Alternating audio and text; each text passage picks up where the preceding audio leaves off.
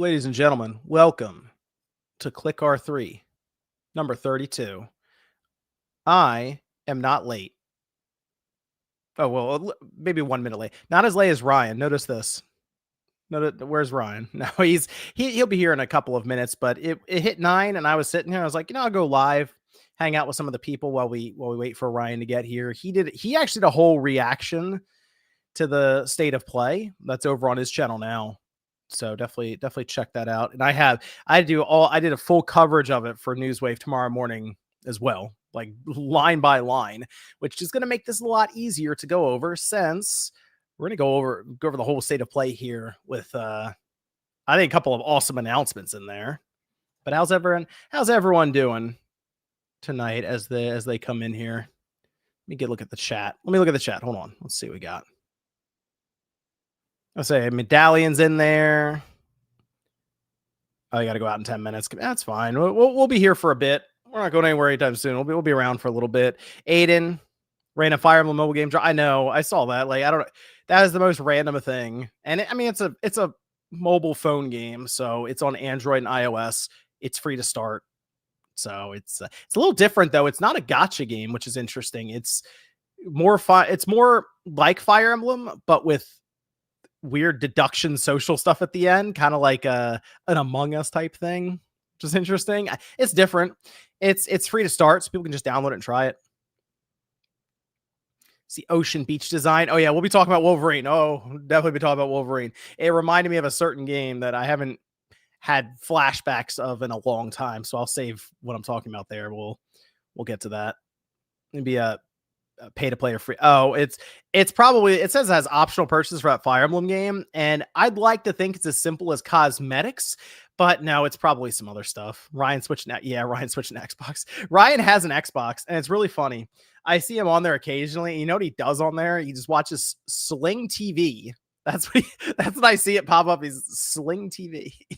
My Xbox recently has been my we played Gears of War because Nate really likes Gears of War. I'm not a huge fan of the Gears of War 1, like multiplayer, but we play a lot of, that's like my rematch box at this point. Rematch is a lot of fun, and that's what the Xbox basically is for me. Yep, we got Saros. We'll talk about Saros as well. He's fuming the games aren't on PS3. Hey, the PS3's got its own library, awesome games. It's I might play that. Remember the Wolverine game that was out during that generation? It was Origins, if I remember right. It was a really good, super violent action adventure game, hack and slasher. Really liked that game. It's on the PS3, and I thought about going back and replaying it there. I think that'd be fun. Although I feel like I'm remembering it differently, and then I'm gonna go back and it's gonna be there's be screen tearing and sputtering frame rates and stuff. And it's going to be that realization of, wow, we put up with a lot back in the day, especially that generation where it was barely 720p most times and barely 30 frames per second most times. Hey, there's going to be PS4 games next year. Yakuza Kiwami 3 is on the PS4. PS4 2026. Here we come. Man. Zoop says Mystic mentioned PS2 stopped getting games when PS4 released. PS3 stopped getting games when PS5 released. What are the chances PS4 follow this pattern? That PS3 when the PS5 released. Well, that means we have 2 more years. 2 more. The thing that's going to happen is the live service games are going to extend it. So we'll end up in 2028 or 29 with like Marvel Rivals or something on that.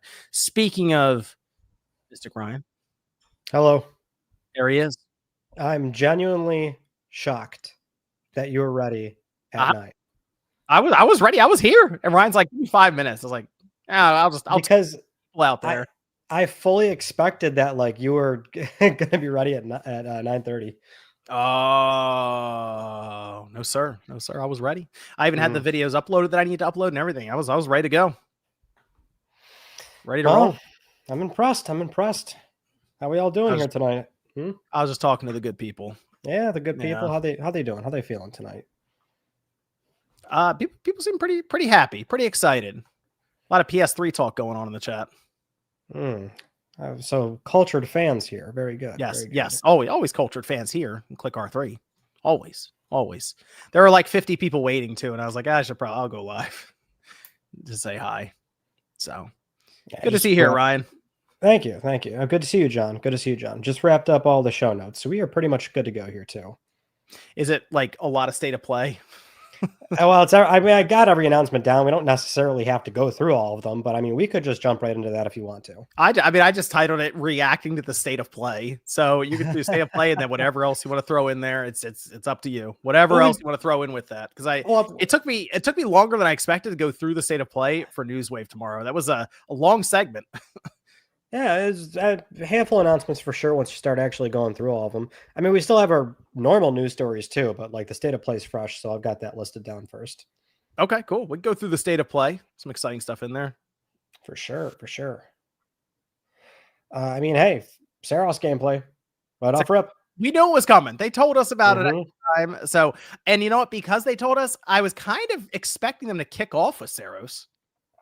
I thought it was going to be the show ender, which I'm kind of happy it opened with that, because as you're watching it, you're like, oh, that means Wolverine's later. So we got both here. It's like good to have two pretty high profile PS Studio announcements.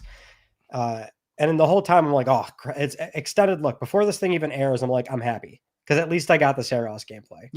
Yep. Which I'll tell you, John, very Returnal 2.0. Very like it's so Returnal that I'm like, I'm actually surprised it wasn't just a little bit maybe more different than I thought it was going to be. Yeah, I hear that, because I was looking, I said, yeah, with that, if before the character walked into frame, if you told me it was Returnal 2, I'd be like, yeah, okay, I see it. Yeah. I mean, that's the thing, right? It looks very, very Returnal. Like they're probably reusing assets, doing all this other stuff to make development easier, which is fine. But there's some stuff to this game that they're not telling us that I think is going to be the big differentiating factor between this and Returnal. What do you think that is? So they alluded to it, and it went over my head at first, then I was going back through to write stuff down, and they mentioned that second chance, that like when he died and they came back. I think that's an ability you get in their skill tree.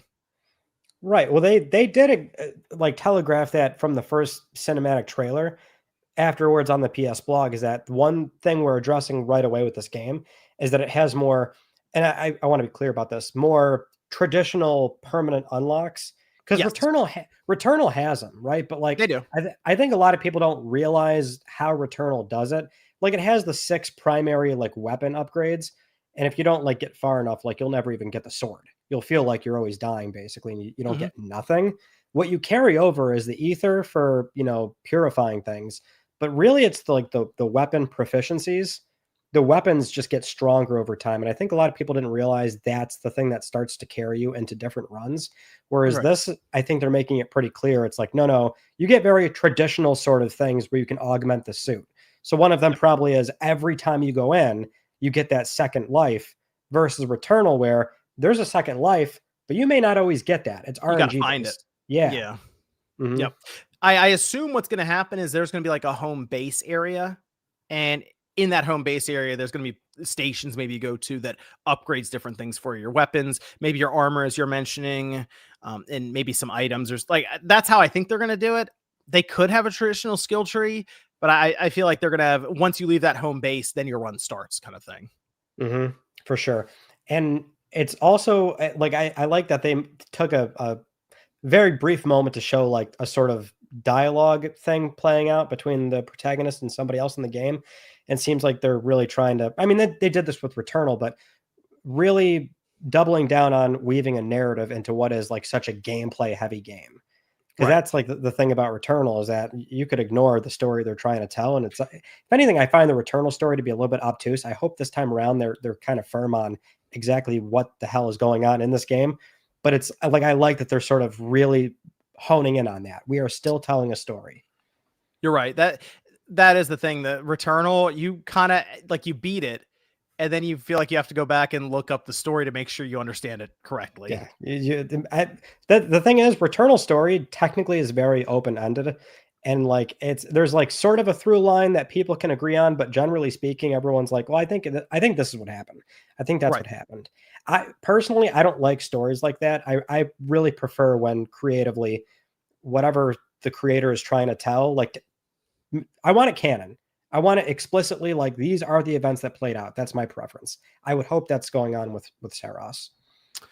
Yeah, I like what I'm seeing though. Returnal's gameplay is very good, so it makes sense to build off of that. For sure. Works for me. And I do like the idea of them looking around at other roguelites and how they do it. Like Hades. Look at Hades 2. That just got its reviews. It's out in a few days. It's out tomorrow. And the reviews come in. It's like a 95. And you look at it and it's permanent upgrades, constantly earning stuff. People keep going back to it. So I actually think Saros is going to be that big step up from Returnal for Housemarque, and I think they're going to turn in something crazy. Like it wouldn't shock me if they hit all the right spots and it's like a 90 plus, something like that. God, I would love that. That's the thing. I think there's so many more eyes on this game versus Returnal. Yep. So like this is like they are hyper aware of how this is their opportunity to not make the game. I don't think they're going to compromise on difficulty, but they do want that sort of accessibility in the same manner that Hades has. Hades is like tough. Hades is super tough. But it's the kind of roguelike where you can sort of brute force your way through it if you do need to like keep permanently upgrading your character. Exactly. That's the thing is you feel like you're accomplishing something each time you play it. Not always the case with Returnal. And we did get a date as well. It's very soon, March 20th. Half a year. I love it. And that's great. Because like for all intents and purposes, that first trailer, like cool. You don't really see anything. This was like 5 minutes of gameplay. Oh, and by the way, you're playing it in 6 months. Love it. We're going to talk about Insomniac soon. You know what I'm realizing? This state of play had the two studios that they kind of carried the state of play. They kind of feel like they might be carrying the PS5 this generation right now, these two studios. Oh, I mean, Housemarque only put out one game for PS5, but I do enjoy the novelty of how it's like the one game that like I think for a lot of people it tends to come up as like you got to get Returnal. Right, but they're going to come out with Saros, and let's just say Saros is good. They'll have two quality releases in the PS5 generation, and Sony has some studios, and they're both specifically PS5 games. I mean, maybe Saros is be a PS6 as well, but like they're specific PS5 games, and not many studios from Sony can say that right now. True. Yeah, well, one and then a second game by the time this comes out. Right. And Insomniac's going to have a couple of PS5 exclusive games as well with Ratchet and Clank and Spider-Man 2. And they're going to roll in here with Wolverine. This is it's interesting. It's fitting that these are the two studios that carry the state of play. It's not the timeline I thought I'd be in, though, especially for Housemarque, where it's like such a U-turn from where they were. Hey, good for them. 10 years ago. Yeah. That's how it opened. Before we get to Wolverine, right? Like what else stands out to you in the state of play? I think that's maybe the thing where it feels like a bit of a crater and that you start with Saros. And then for a lot of folks, it's like nothing. And then Wolverine, there's like a handful of big things in here. The one thing I noted right away, and John, correct me if I'm wrong, was this the first time that we had a Microsoft game and a PlayStation presentation? It's Flight Simulator. Trying to think if there's not. This might be. Well, do we? It has to be the first one. Have there been any Bethesda games in there? Any Call of Duties in here? I mean, that's the thing. Like this to me is like an Xbox game studio. Okay, I see what you're saying. Yeah. This would be it then. Yes. Yep. Yes. And the shocking thing coming out soon, December, and that was a rumor right before this thing kicked off. PSVR 2 mode in development as well. You could not even convince me that was going to happen if that was in the rumor prior. Well, it already has VR support on PC. So I understand that they might go, hey, we can kind of transfer this over and make it work on PSVR 2. And this is I'm more impressed that the PS5 Flight Simulator 2024 is not an easy game to run. It's not. This is one of the games. This is the game where they stream in a lot of assets. This is like they say it's like massive amount, thousands of terabytes of data or something like that streams in real world mapping and stuff. And that's how they make it work, despite the download being like 8 gigabytes. But even then, it's very taxing on the hardware. So I'm actually more impressed that the PS5 is going to do PSVR 2 support. And I'll be curious to see what that looks like. Well, I mean, what do you think? It's kind of an on rails mode of like, oh, it's only these sequences. It's only these planes. Like, That's a good question. I did not experience VR on PC, but to my understanding, it's just the game. Oh, well. So I mean, you're Now I kind of look fixed forward to though it. because you're in the plane. You know, it's not like you're skydiving or running. I mean, they have some like rescue mission stuff, but you're not running around in an open world or something. You're in a plane and it's kind of charting your trajectory and streaming assets in that you need to see. Sure. It was still surprising to me. I personally wouldn't have thought that they'd bother touching PSVR 2 since the damn thing is nobody's touching PSVR 2. Is it more interesting to you that Microsoft is supporting the PSVR 2 as much or more than Sony right this second in this? Because of what? Like the one game? That's all it is. One's more than zero. I mean, it's the same thing with. I always say this with VR too. It's like it's not a PlayStation problem; it's a VR problem. Nobody wants to play VR. Nobody's buying That's VR. true. That's true. They do. I mean, the PS blog is always spitting out VR2 announcements. You see it show up on Twitter, and it's not like they don't ignore it. They do let you know when things are coming out for it. Just they themselves, I would even agree that's wasted resources if you put like Bend on it or something like that. You can't do it. It's like a Vita. You can't tie up those studios. They tried with Gorilla, and that was it. That was the end of that. So we had Flight Simulator. That was kind of a big deal. Deus Ex Remastered. That's actually also pretty huge. Deus Ex is like one of those games where it was like very transformative at the time. Maybe for a lot of folks looking at it now, it's like, oh, old game back, whatever. But that's kind of a history lesson if you want to go back and play that game. It is. It absolutely is well ahead of its time. And they put it on PS Plus Premium, which I did download it and play it. And I was like, yeah, this is an old game. Like, you definitely feel it. So this makes a lot of sense. It's Eidos Montreal and Aspire. Aspire's been kind of somewhat shaky. So I think the fact that they have Eidos Montreal doing this with Aspire makes me a little more comfortable with it. But we'll see how it turns out. When it drops. But it's coming out February 5th, so it's not that far off. I do like the idea of this, though. Overhauled visuals, overhauled controls, and a few other things to modernize it. Makes sense. I think I'm going to pick this one up. Okay, good. Loving the support for older games coming back. So I'm saying some of these titles are like they're straight up history lessons for how important they were at the time. Mm-hmm. There was that Halloween game got an announcement for September 8th, 2026, which was odd. They're like showing a Halloween game. And it's like, oh, okay, cool. It's out in a year. Yeah. out in a year. It's got an asymmetric multiplayer kind of game. Apparently there's a full single player to it too. Oh, is there?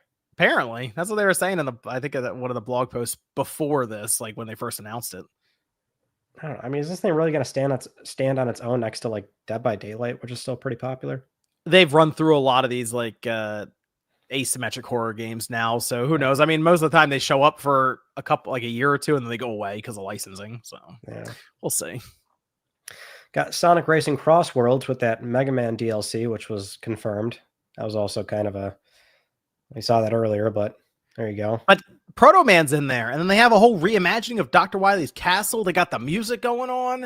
It looks cool. Great. It looks awesome. My only thing is Capcom's got to be doing something with Mega Man.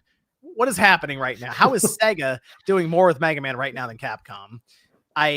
I'm impressed that this is where we are right now. Although they are doing a full collection of the DS Star Force games, and the fact that they keep dropping these like reminding you that Mega Man's a thing, and they say that it's very important to us, to investors and stuff, they have to have something going on. It doesn't seem like there's actually any movement though on it, like at all. I haven't heard of anything. No, but they got to be doing something. Come on, anything. Gosh, might be more wishful thinking on your part, John. Might be. Maybe an X9. Oh, Crossworlds comes out tomorrow, so yeah. Forward to that. You can start playing it soon, but that DLC pack comes next year. Mm-hmm. Yep. The season pass too. Neo 3 got a release date for February 6th, 2026 as well. So another semi-big game. So confirmed. Dynasty Warriors 3 got a complete edition remastered. If you're into the Dynasty Warrior games. Code Vein got a release date, January 30th. Code Vein 2. Yep, Code Vein 2. Let It Die Inferno. Very goofy looking. What is that? Coming out Let It December Die Inferno. It's like a PvPvE extraction game. If you die, you lose your body as well as all your items. Yeah. I don't know what's going on there. I don't think you're supposed to. I think you're supposed to just play it when it comes out. All right, we'll do that. Are you gonna play it when it comes out? Probably not. I have no time. I thought it was funny though. I was like, oh, I'll laugh at this. This is a goofy little mask this guy's wearing. We got a reveal trailer for ChronoScript: The Endless End, and that's coming next year. This was I thought this was interesting. I wasn't sure how to feel about it. I'm watching it. I'm like, I love the art style, but then as the trailer is progressing and I'm watching more gameplay, I'm like, this seems visually very noisy with like the hand-drawn pen environments. It's like all kind of blends in a little bit too much, but it was interesting to say the least. It's very unique. That's where we are now, though. If you think about it, if a game just looks unique or different, we'll pay more attention to it. So many games blend together now. So it's like a pen drawn style, I guess, is what they were saying on storybook pages. Yeah. And it's just, I mean, it looked like it was a pretty basic 2D action game, but because of that look, it's enough to catch our eye and be like, oh, okay, I'm curious about this. But yeah, it's kind of still hard to tell how exactly it's going to play. But I don't know. It's a game I'd like to see in person just because of that style. It probably looks really nice, kind of nice on a crisp 4K OLED. But you're right. It's always games that have this like slightly different art style that really catches your eye. So that one stood out. It's not a space game. With Unreal Engine 5. Well, you know, that's like we've already seen like a ton of trailers at this point. Like this is one of the few new things that we saw. That's like probably the most noteworthy thing is that, you know, people are walking away from this going, there's nothing new. We got confirmed dates. We're seeing this game again. Like the Evil East Chronicles was there again. Got like how much time, and it's like it's about to come out. There's no new information. It's like so that was a new reveal trailer for that game. One release date we did get though is Crimson Desert. They're committing to March 19th, 2026. We'll see if they hit that. I think they'll commit. That's got to be it, right? When I saw March 19th, I'm like, wait a minute, that seems too close. I would have believed them more if it was like further into 2026. Like, all right, now that one's for sure. This one, I'm still like, I don't know. Yeah, I mean, they already delayed it once. They got to be, I assume, pretty sure about this one. How long has this game been in development? It's been a long time. Yeah, it's using their like proprietary engine and everything, so it's hard to really gauge how this is going to go for them. You know damn well this game's going to come out and have performance problems, probably. Well, it's a big undertaking. Like it is. It seems like a game that's almost too good to be true at times when they showed it. So. We did get a hardware announcement. We have the Pulse Elevate wireless speakers. These are coming next year in both white and midnight black. And these are basically desktop computer speakers. They use PlayStation Link, Sony's wireless protocol. They're kind of neat. I don't know. It's weird. Like I'm like, oh, I didn't think you guys were doing this, but then they showed some use cases, and I'm like, all right, it's kind of neat how they're like dockable and like you could just pick them up and take them somewhere else. I don't know. Super random. Yeah, I'll mess around with them though. When they showed like the scene where it's like, oh yeah, and put them on your nightstands with your PlayStation Portal. It's interesting. Yeah, I don't know if people are going to be doing that with these, but clearly there's like they're not dumb here. They know that people are actually doing these setups where like they play on PC and PS5, and the PS5 would be a desktop device in that case. So it seems like that's kind of the angle they're going with here. I don't know. It just seemed really random to be like PC speakers. I mean, I guess if they're cool, it's 3D audio and stuff. So PlayStation 5 speakers, and they got planar magnetic drivers in there too, John. Okay, how much do you think they are then? Oh God, probably something stupid like $250. Oh wow, that's lower than I thought. You would have what would you have said? $300? I thought it was gonna be like $350 or something like that. Well, you got to think the Pulse Elite and Pulse Explorer. What's the Explorer's $200. And then the Elite's 150, 180. No, it's 150. They both have planar magnetic drivers. And this seems a little bit more premium in the sense that like it's dockable and you can move them around. You get two of them. I don't know. Maybe 200 actually. I'll scale it back. Maybe $200. Okay. I mean, well, next year, 2026. Yeah. We'll see. You'll hook those up to your Mac? Watch them just not work or something. It said it works for Mac. It said PC and Mac. Oh, okay. All right. Yeah. Well, yeah. Maybe. PC and maybe. Mac. And it has a built-in microphone too. Oh, thank God. But you could do this whole podcast from that. Do you want me to? No. When the Elevate comes out, I'll do the podcast from the Pulse Oh Elite. gosh. The Pulse Elevate rather. See how they sound. We did get some typical PS Plus announcements. Sony does like doing this nowadays when they have state of plays. I'll have this little section for the community manager to outline what's coming up. So October 7th, which is a little bit further out for Essential, just based on how the dates worked out there. So the Essential lineup for October is actually fire as hell. Alan Wake 2, Goat Simulator 3, and Cocoon. Alan Wake, crazy. Huge get. That's awesome. Alan Wake 2 is very good. I mean, it's October. It's Halloween. Makes a lot of sense. And okay, Goat Simulator 3, I have no experience with. Hey, that's good. It's a good game. It's fun sandbox. Yeah. Okay. Goat Simulator. Okay, great. Cocoon is very good. Cocoon is very good. Oh, so you played that? Out there?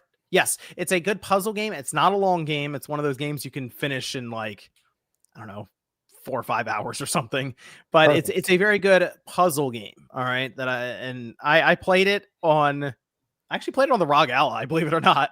And it worked well there. It's again, kind of a unique game, and it does make you think a bit. So little bug running around. Cocoon, yeah. So you carry these like these marbles almost around and stuff. It's an interesting kind of game. But I recommend that one. Alan Wake 2, though, is obviously the big banner game, and I think that's a good pickup. Insane get. I think that's fantastic. And apparently the kind of game where it's scary as hell. Everyone keeps telling me that it's got. Well, everyone keeps telling me like it's got genuine scares. I bought it physically, which this is not the first time now where I buy something physically before I even play the damn thing. It shows up on Plus. Yeah. Well, it's on Essential, so I can claim the license, and now I like always have it basically. So. Not too bad. That means I can keep my copy sealed, even though it wasn't really necessary. No, I did open my copy. I opened it up to play PS5 Pro because I got the Pro enhancement, so I was messing with it. Right. Yep. Yeah. Yep. That's a good game to play at Halloween if people out there are curious. Absolutely is. But I've heard it's scary as hell. Like it also has some weird like quirkiness to it too. There's some weird scenes in that game. So I mean, you open the game up and the whole opening of the game is insane. There's some like ties where you look at it, you're like, this feels kind of like Max Payne. There's some like performances in the game that happen, I'll say, from Sam Lake. Yeah. Well, it's Sam Lake, period. That kind of tells you it's like Max Payne, huh? We have The Last of Us Part 2 Remastered going into PS Plus Extra for The Last of Us Day. So that actually goes up on the 26th, as per usual, for The Last of Us Day. And then we have PS Plus Premium announcements, Tekken 3, Soul Calibur 3, and Tomb Raider Anniversary going into Premium at some point. We don't know when, but hey, Tekken 3. They just couldn't let the state of play go without putting Last of Us in there somehow. They couldn't. Well, it's the Last of Us Day. That's what, I know. It's just at so first funny. I was watching the state of play, right? And then The Last of Us showed up. I'm like, why is this here? And then at the bottom it said Last of Us Day. I'm like, that's why. No, I get it. It's just so funny when it popped up. I'm like, oh my gosh, Last of Us here again. It's Last of Us Part 2 again. I mean, I get the idea. It's just so funny. It's that's the running meme for the longest time, is they're gonna keep showing us Last of Us, and they do it again. Well, they had an excuse apparently. I get it with Last of Us Day. And look, if anyone out there who hasn't played The Last of Us Part 2, there you go. It's going into Premium and Extra, right? Yeah, well, Extra. So by proxy, Premium as well. Yeah. If you haven't played it, go ahead and play it. All right. Then you can play with the rest of us for seeing it all the time. Yeah, that's in Extra and Premium, and then Tekken. But hey, come on, John, go back to the classics. Tekken 3. Tekken 3. Yeah, I saw Tekken 3. I actually was pretty happy about Soul Calibur 3. Oh, really? Oh, well, either way, they're both there. And then Tomb Raider Anniversary is interesting. I'm curious how that one's going to turn out. Why? I don't know. There's a couple different versions of it. I don't remember the PS2 one very well. I'm trying to remember the PS2 one specifically. Well, surely it would be the PS2 one, right? So yeah, it'd be a PS2 one. I'm just trying based on how it runs. Think back to that one. Yeah, that's the one. I don't think I played it on PS2. If I'm not mistaken, that was on a bunch of systems. Tomb Raider Anniversary. They put a bunch of weird Tomb Raider releases out back then that I barely remember. And this one was on. It was on PS3 during the PS2 cycle. Yeah, Anniversary was on PS3 as well, so it wouldn't be. It was on. Yeah, no. Okay, I think I played it on the 360. Okay. They had it on everything. They had it on. They had it on a Mac apparently. They did have it on Wii. I remember that. And they had it on PSP. Any DS and GBA versions? I didn't see that. I saw mobile. There's got to be some sort of like cross section where like there's at least one game that was on GBA, DS, PSP, PS2, GameCube, Xbox, and maybe Wii and 360. There's got to be some. There's got to be some sort of intersection where it hit every one of those. Hold on. Is it probably not PS3? I would think, but it's got to be like at least 360 and Wii. Trying to think if this one did. Okay, how about this? Did this hit Game Boy Advance? It didn't hit Game Boy Advance. That's what I'm saying, John.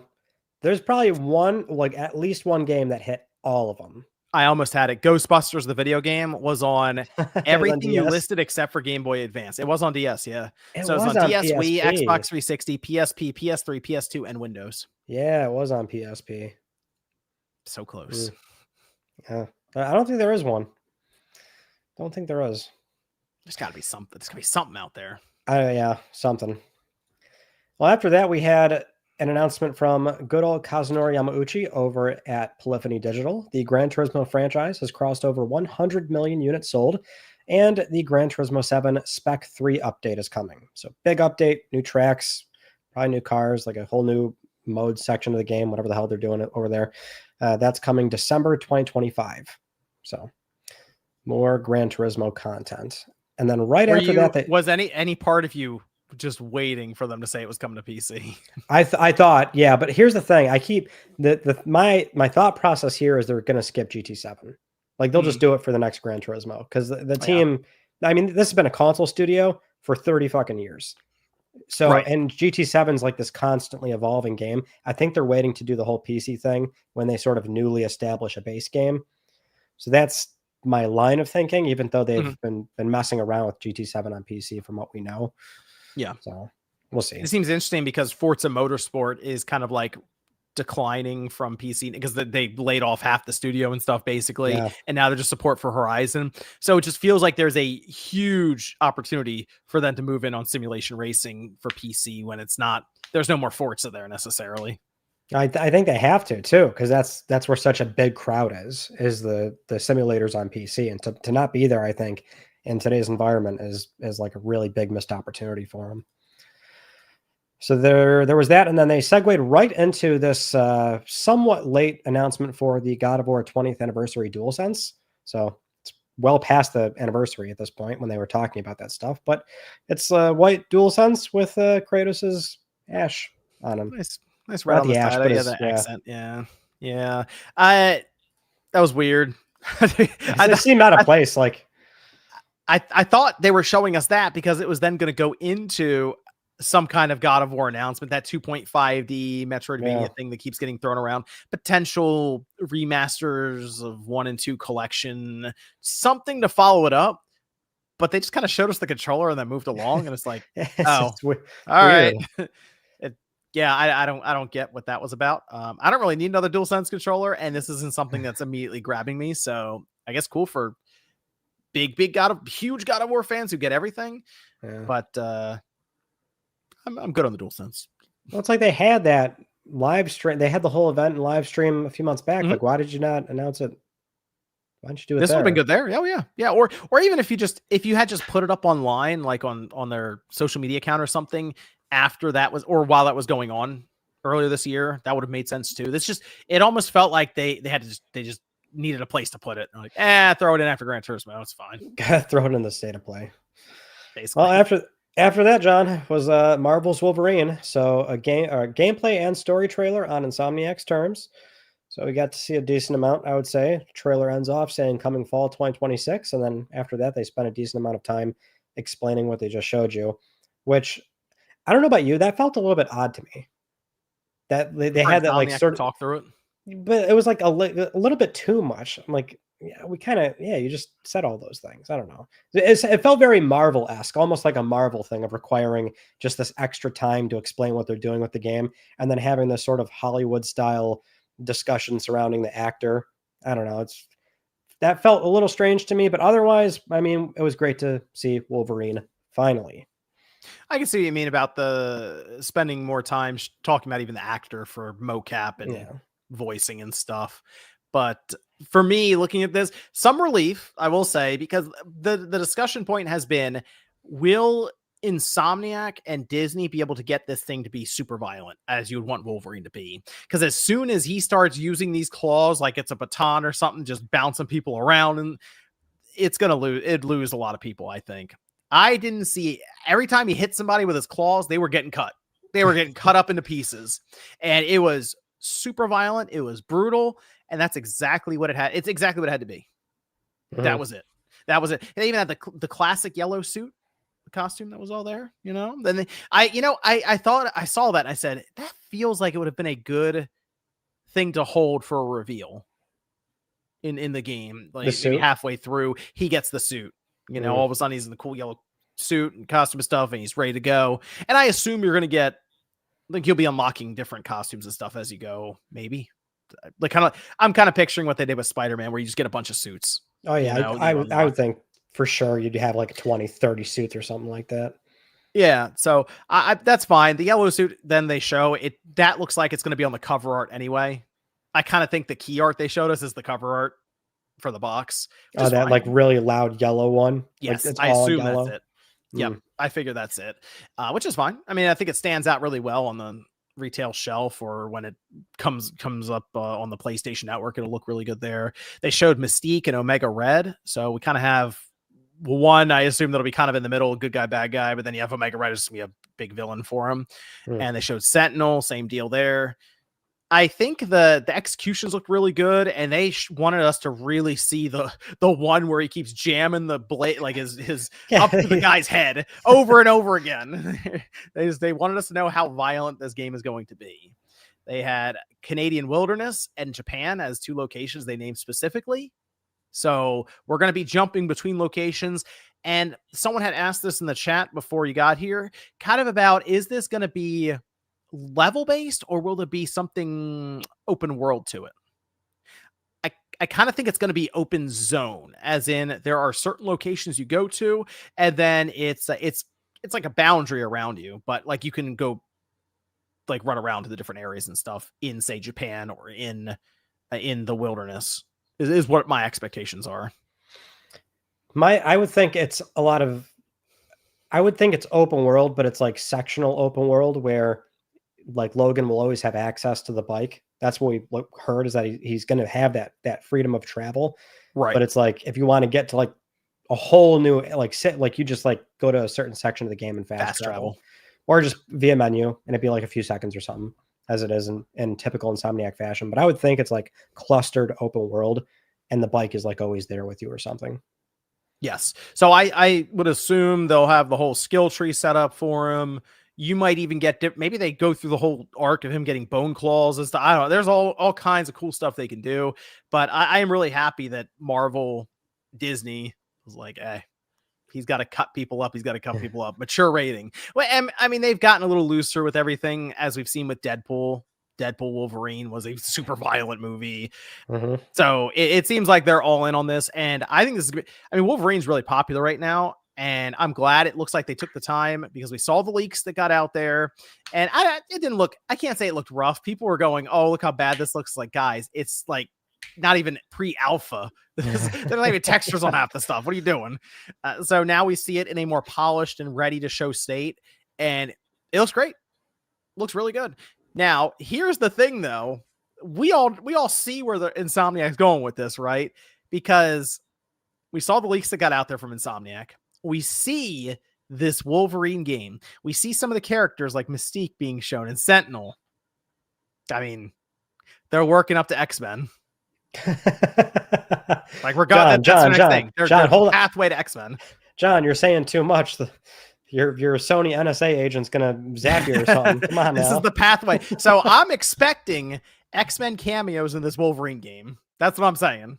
They're going to be in there, kind of like with Spider-Man 2, where we've already heard some of the stuff about Spider-Man 3, and you're like, oh yeah, the side quest Spider-Man 2, it links all together. Great. I'm expecting some cameos and stuff that's going to lead into X-Men.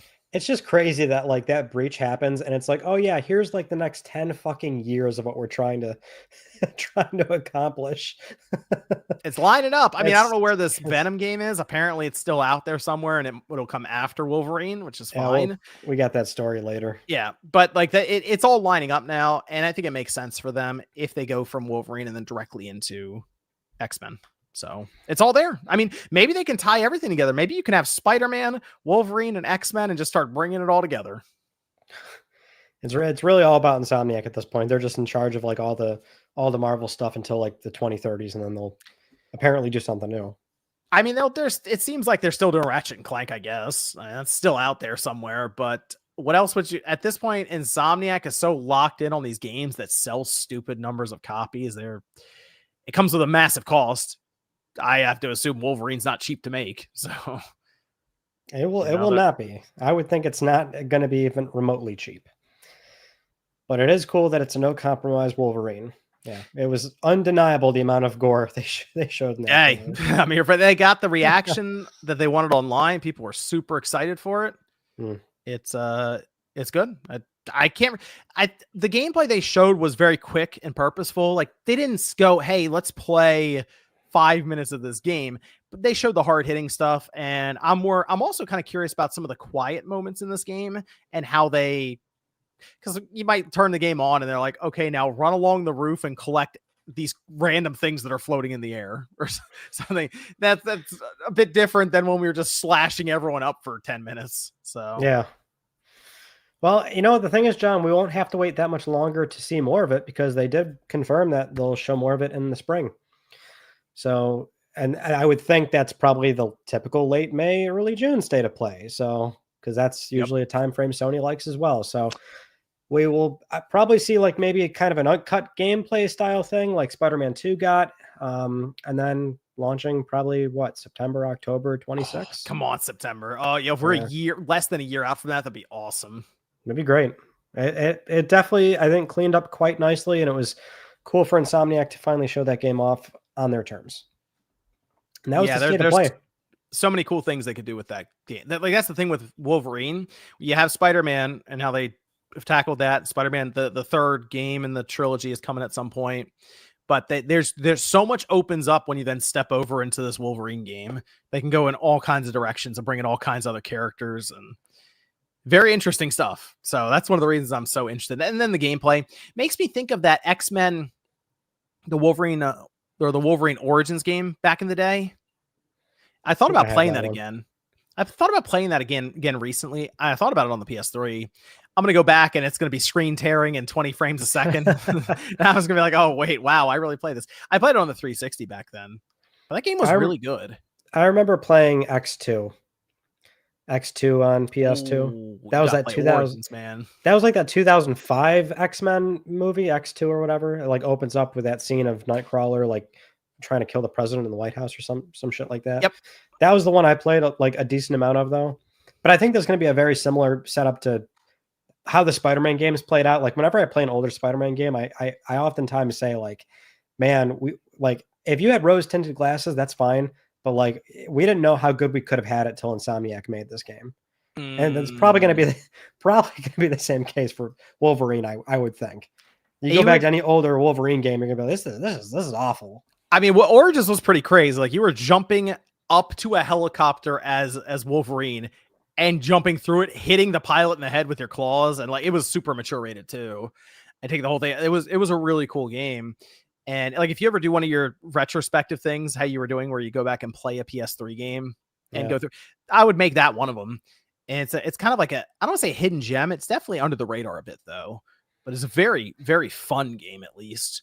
So that's kind of what I was thinking about when I saw this. I feel like the last time I looked that game up, it was like $60 or something. I think it's kind of pricey on PS3. Wow. I think, yeah, might be the same for 360. I don't know. Wow, I didn't realize it was still that expensive, man. Yeah, I think that game held its value. It might be higher than that now at this point. That's interesting. But it is. You're right. It's $70 on the PS3. 70 complete. This is, oh wait, there's no manual with that one. Uncaged edition, mint $85. Wow. It's steep. Steep. That's interesting. I wonder if is it. I don't know what it. I'd be curious to see the comparison between PS3 and 360. I don't know. What is it on 360? What for the price? Okay, this is slightly cheaper on the 360. Well, that's here it is. I'd say that tracks. Okay, I see one here for $37. Is it complete? I can't tell. They're not showing pictures of that side. I'm gonna assume it's not because they're not showing pictures of the manual. Well, then you'd assume it doesn't have it. Well, they're very, very careful about they're taking pictures just the right angle, so you can't quite see it. Snag it, John. Interesting. I'm curious if it's like one of those games that runs better on the 360, but like sounds better on the PS3. Where they didn't have to compress audio. I'd have to look that up. I'm curious. Here it is, complete 55 on the 360. I want to go back and play that game again. I think that'd be a lot of fun. Go for it. Yeah, I might do it. Maybe I'll get on 360. It's just easier to capture footage on the 360. Big deal. Can't get an HDMI splitter. Oh, God. I have one. I have it over there. So we can't even use it. Oh, God. I wonder what do you think the trophies are like on this thing? You can look up the trophy guide. Yeah, let me see. The thing about the PS3 generation is that's when pretty much every game got a trophy guide, which is not true anymore. Sometimes if the game's like just kind of whatever, like somebody just does not write a trophy guide for it. But like 51 trophies on this thing. 2008 to most of the PS3 cycle, I would say, and early PS4 cycle, pretty much every game got a written guide on PlayStationTrophies.org. Oh, Radix says it's pretty easy to get the platinum. There you go. Let's see. It looks like, okay, so nothing online. The secret trophies. Okay, yeah, the secret trophies are just like, beat the bosses and stuff. They name the bosses. It doesn't seem that bad, no. Oh, okay, cool. Now, what's the estimated time for this bitch? Oh, you tell me. Yeah, you tell me what that is. You're like the expert looker-upper. 25 hours. That's no good. Oh yeah, not for your 30 days. Minimum playthrough is 2+. I'm out. I'm out. No, thank you. He's immediately gone. I can't do PS3 games like that anymore. They were just brutal trophies. The PS3 generation was so brutal. Those platinums were crazy. Almost every game, missable trophies, multiple playthroughs. Got to play on the hardest setting. At least 2 or 3 online trophies. Nah. Games are crazy. The missables were the worst.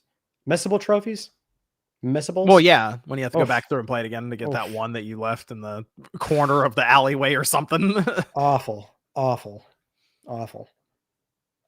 right. Well, that was the state of play, John. Good setup for 2026 so far for Sony. They start with Saros and they should end with Wolverine, at least as of now. 2 big releases. They say they want 2 tentpole releases per year. I was just going to say that. Yeah. That might be depressing or not, but like that already sort of ticks those boxes.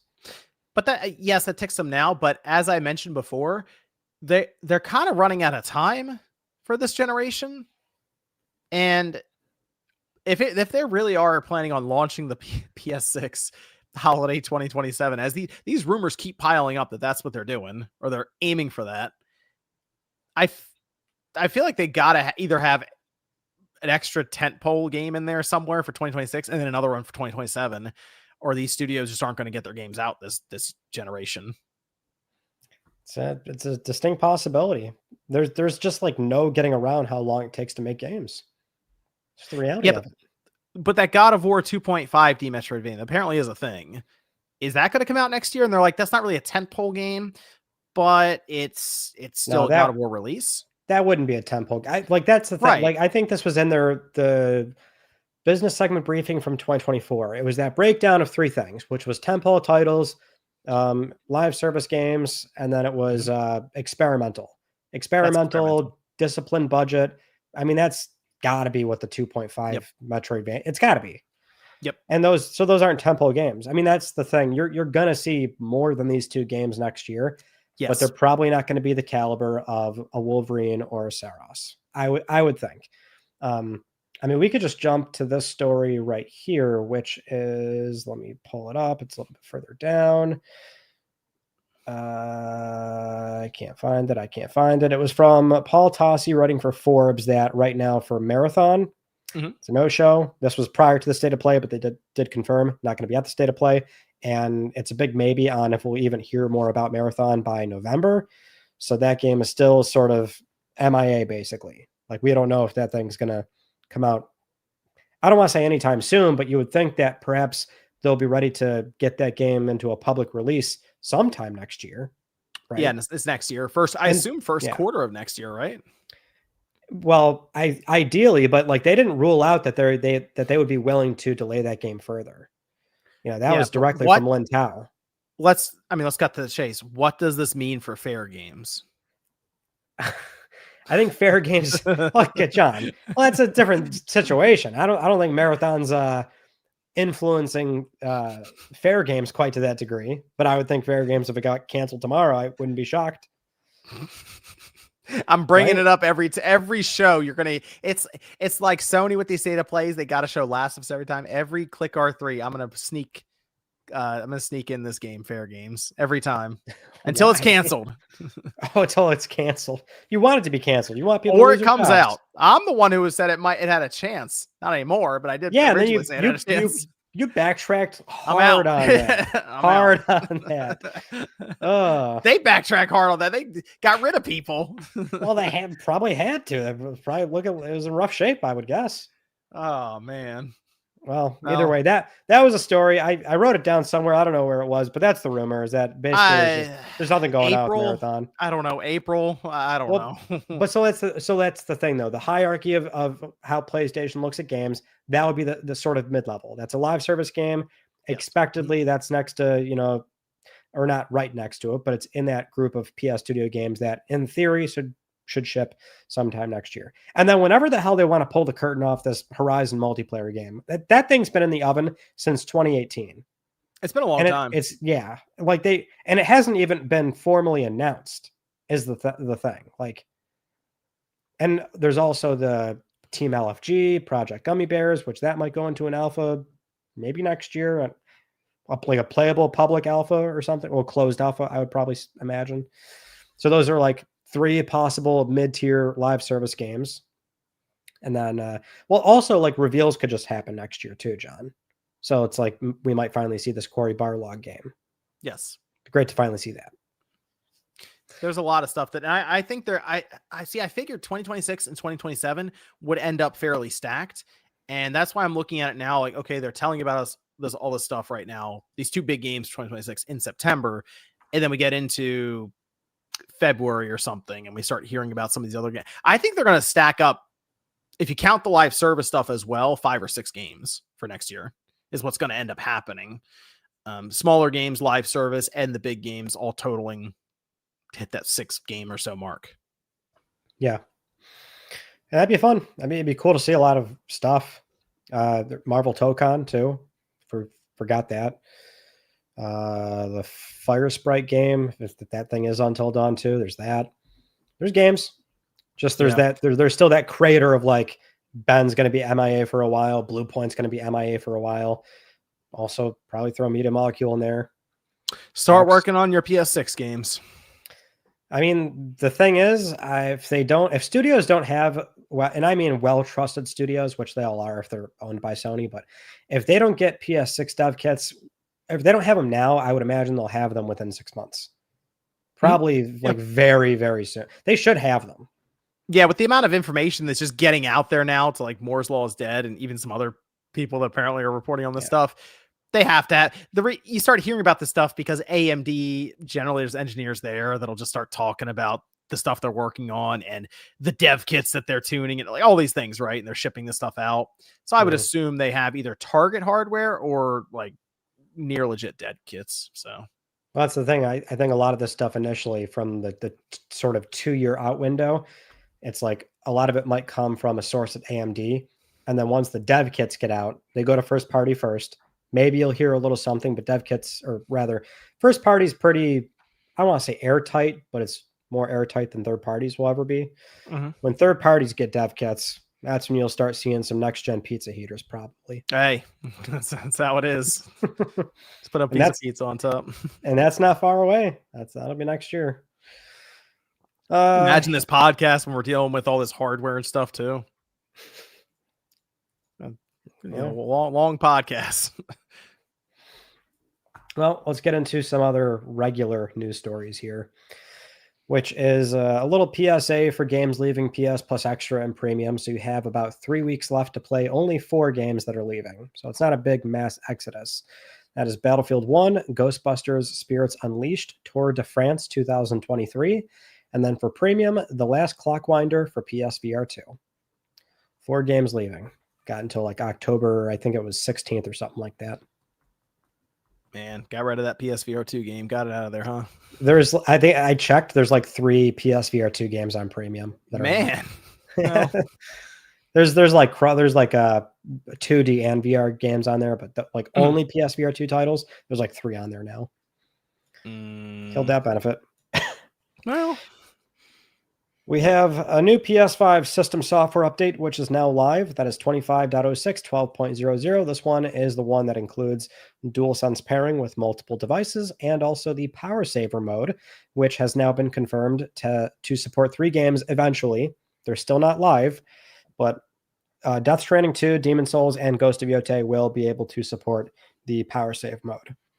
And I'll be very interested to see what the wattage looks like on those games. If it's cut right down the middle, then you know that rumor tracks with what we are hearing this thing to be. I was asking Ryan, I was trying to figure this out. What's the reason somebody would use low power mode? No, like nobody. Okay, I've been asking people, no one can tell me. Well, that's what's like. I mean, I guess it makes sense to like still publicly like announce it, and it's part of our net zero plan by 2040, and it's an actual feature you can toggle on. Like there's even going to be a little leaf icon on the home screen for games that support low power mode if you have it on. I get it, but it's also like you could have just not done any of that stuff, and like we all know what this is really for. Yeah. Like nobody is going to reasonably be doing this and using it. It's no. I can't wait to play Death Stranding 2 throttled. I can't. I know that's what I mean. It's so weird. It's like usually you would get thermal throttled, and that's why it would mess up because there's some kind of heating issue or something. No, in this case, you're going to throttle it on purpose because environment. I don't know. I'm not really sure. Pretty much. I mean, the only like the cool thing is like you're going to have experts chime in like Digital Foundry that'll be testing the hell out of these games, and they'll be doing benchmarks for what the frame rate looks like. They'll pixel count these games, so they'll be able to give some really informed insight. But otherwise, you could just easily test it with a power meter. If these games are cut right down the middle, most PS5 games, the wattage is like 210, just a concurrent 210 watts when you're playing those games. If it comes out to like 105, then you know what they're doing. All right, Ryan will be on that. Yeah, it's the most I can do. I can't quite do what Digital Foundry does, but I mean, you'll be able to also look at it and be like, okay, this looks blurry, or it's 30 now. Now it's just 30 frames. Yeah, I mean, you can confirm that much basically.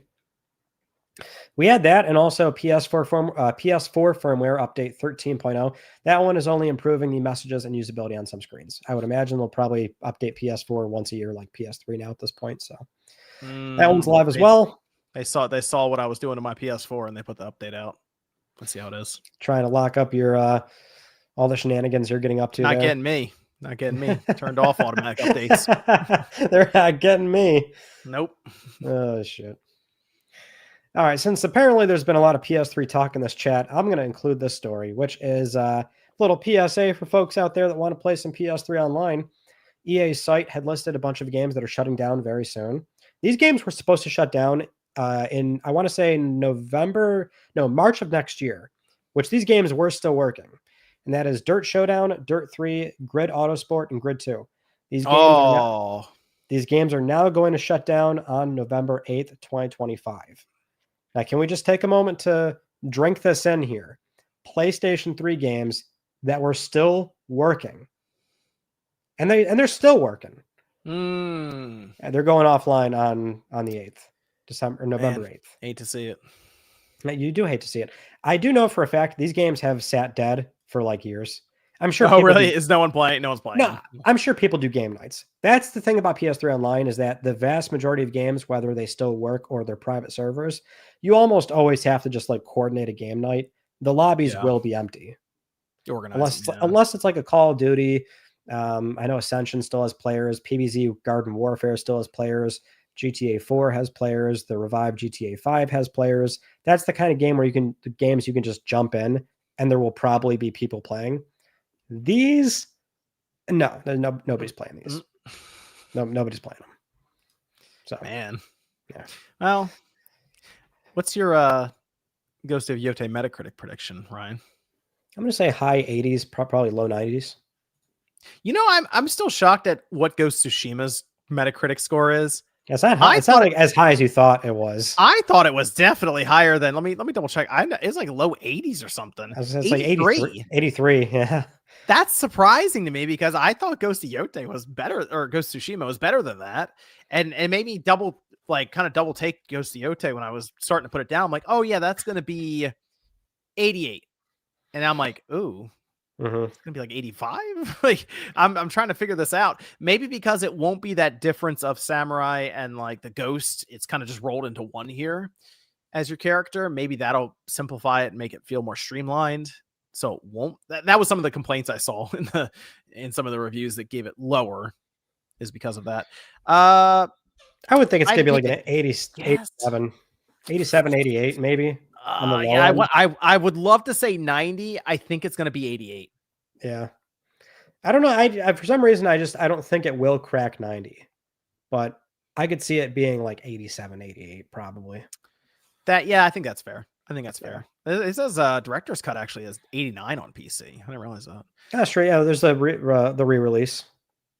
Yeah. So I'm curious about this one. I am thinking like 88 if I had to just put a guess out there for it. And when is that embargo lifts? Tomorrow, actually. Tomorrow. Yeah, 25th. Ooh. We will get reviews very soon. That'll be cool. All right. Good stuff. We'll find out tomorrow then. I'm excited. I'm excited. That is that's next week. Yeah, the game's coming out next week, which is crazy. I'll be picking that up day 1. Day 0. I'm glad you'll be enjoying it. I'll be playing it. You'll still be rolling through Final Fantasy VII Rebirth. I will not be playing that. I'll be playing probably an undisclosed game. A number of undisclosed game. Oh yeah, that's right. You're in like in the midst of the marathon. If it happens, the timing's been tough right now. I've got a lot of things going on, so it's going to be a very interesting October for me. I'll say that much.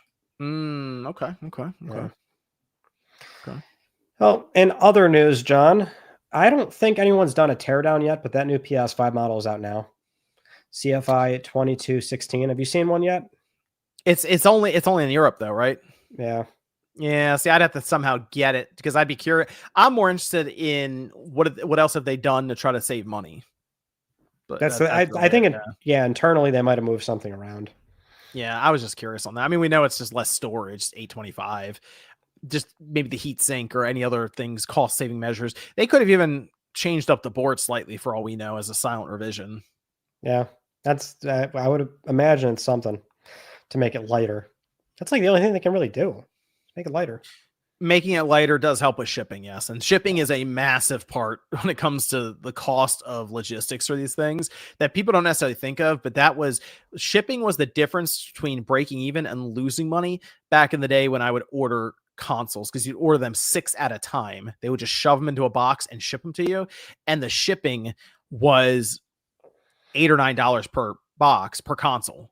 So multiply that by 6 and you're like, wow, okay, yeah, that can make or break your ability to stay above water on that box of 6. So probably lighter. How much lighter? Later. I don't think it's that much. A couple percent later. Probably. All right, we have some news stories here for just general PS Studio things going on. Like, for example, this one came out last Friday, which is that it's not news. The news is no news. Sony is not doing anything with Bloodborne. Recently speaking on an episode of the Game Us Decides podcast, Giant Bomb's Jeff Grubb said he checked in with sources to see if anything is going on with the Bloodborne IP, and he's heard nothing is happening right now. No re-release, no remaster, remake, sequel. There's nothing going on, John. Are you surprised? Maybe a little bit. It is weird the way that Sony's treating this thing. You are. You're surprised? It seems like easy money. I don't know. I guess there is a lot going on over there with FromSoft right now, and Miyazaki would want to be, I guess, like really involved with it. But man, it seems like a slam dunk. It really does. And the only thing I can think of is this is a plan very much like Demon Souls was for the PS5 for the PS6. See, I'm getting more and more convinced. And if you remember, this is what Shuhei said after he left PlayStation. He's like, his thought process is they don't want to do it unless From can do it, and they want to respect that. But I think there's a certain, I'm not saying Shuhei like is telegraphing this exactly, but I think there is a sort of underpinning of there is a contractual agreement and they have a right to work on that game and they can refuse other studios doing it. I just can't wrap my head around the idea of like, how the hell has it not happened yet? Yeah. Like Sony's not stupid, and they can commission a different studio all day, every day to do a port job. Cause that's anybody could do it. A port job. I mean, a competent one. I think there's a very clear undertone of like, contractually they have the right to do it and they can't do it. It seems crazy because you put it, if they really wanted to go, hey, you know what, we're going to leverage this the best way we know how, and it's going to be a PS6 game. But then a year later they could move it over to PC as well and probably make a bunch of money on that. It just seems so obvious to everyone that it probably is as simple as FromSoft is very busy. They're doing a lot of stuff right now, and they're just not able to put the focus that they would want, because you can't mess up that release either. That's the other thing. It can't come out and have all these weird performance issues or not live up to what people are expecting from it. So it's kind of like, if you're going to do it, you really got to go for it. And maybe they just can't right now. But right now is one thing, man, they haven't been able to do it this whole time. But that's what I'm saying though. This whole time they couldn't. Yeah. It has to be a contractual thing. Yeah. There's just it just doesn't make any sense. It has to be something where like they signed an agreement and like From just has that, they have it like that. Like it's on them to do it. Even all people really want for Bloodborne and all it really needs legitimately just a lift from 30 to 60 frames. Well, that's all. Just not doing it. I know. That's all people want. People hack their PS4s just to unlock the frame rate. Well, I mean, at this point, they would monetize that, though. And I don't think you can monetize just a very simple frame rate lift, which, don't get me wrong, like some studios have absolutely done with these PS4 to 5 upgrades. Some have been a lot more heinous than others. But I would think as more time passes, there's more upside to waiting when the stars align here, and it wouldn't be just a port job. It would be like a proper Demon Souls remake. Yeah. I think you would do that remake treatment. Yep, absolutely. And it's just, it's so weird because it's so obvious, but hey, PS6, maybe that's how they get people to start out. You want Bloodborne? You're going to upgrade. It'd be fucking wild if the only like initial PS6 exclusive is literally that. But it's Bloodborne. People be like, all right, I guess I'm buying a PS6. Be a lot of people out there who would be really annoyed, and then be mad at the register waiting in line and then paying for the PS6 of Bloodborne. But that's such a weird proposition of like, oh, well, it's a true PS6 exclusive and everyone just gets their panties up in a bunch over these cross-gen games. But at the same time, it very clearly looks a certain way when it's like, why the hell can't that be on PS5? I know. Why can't that would be the question.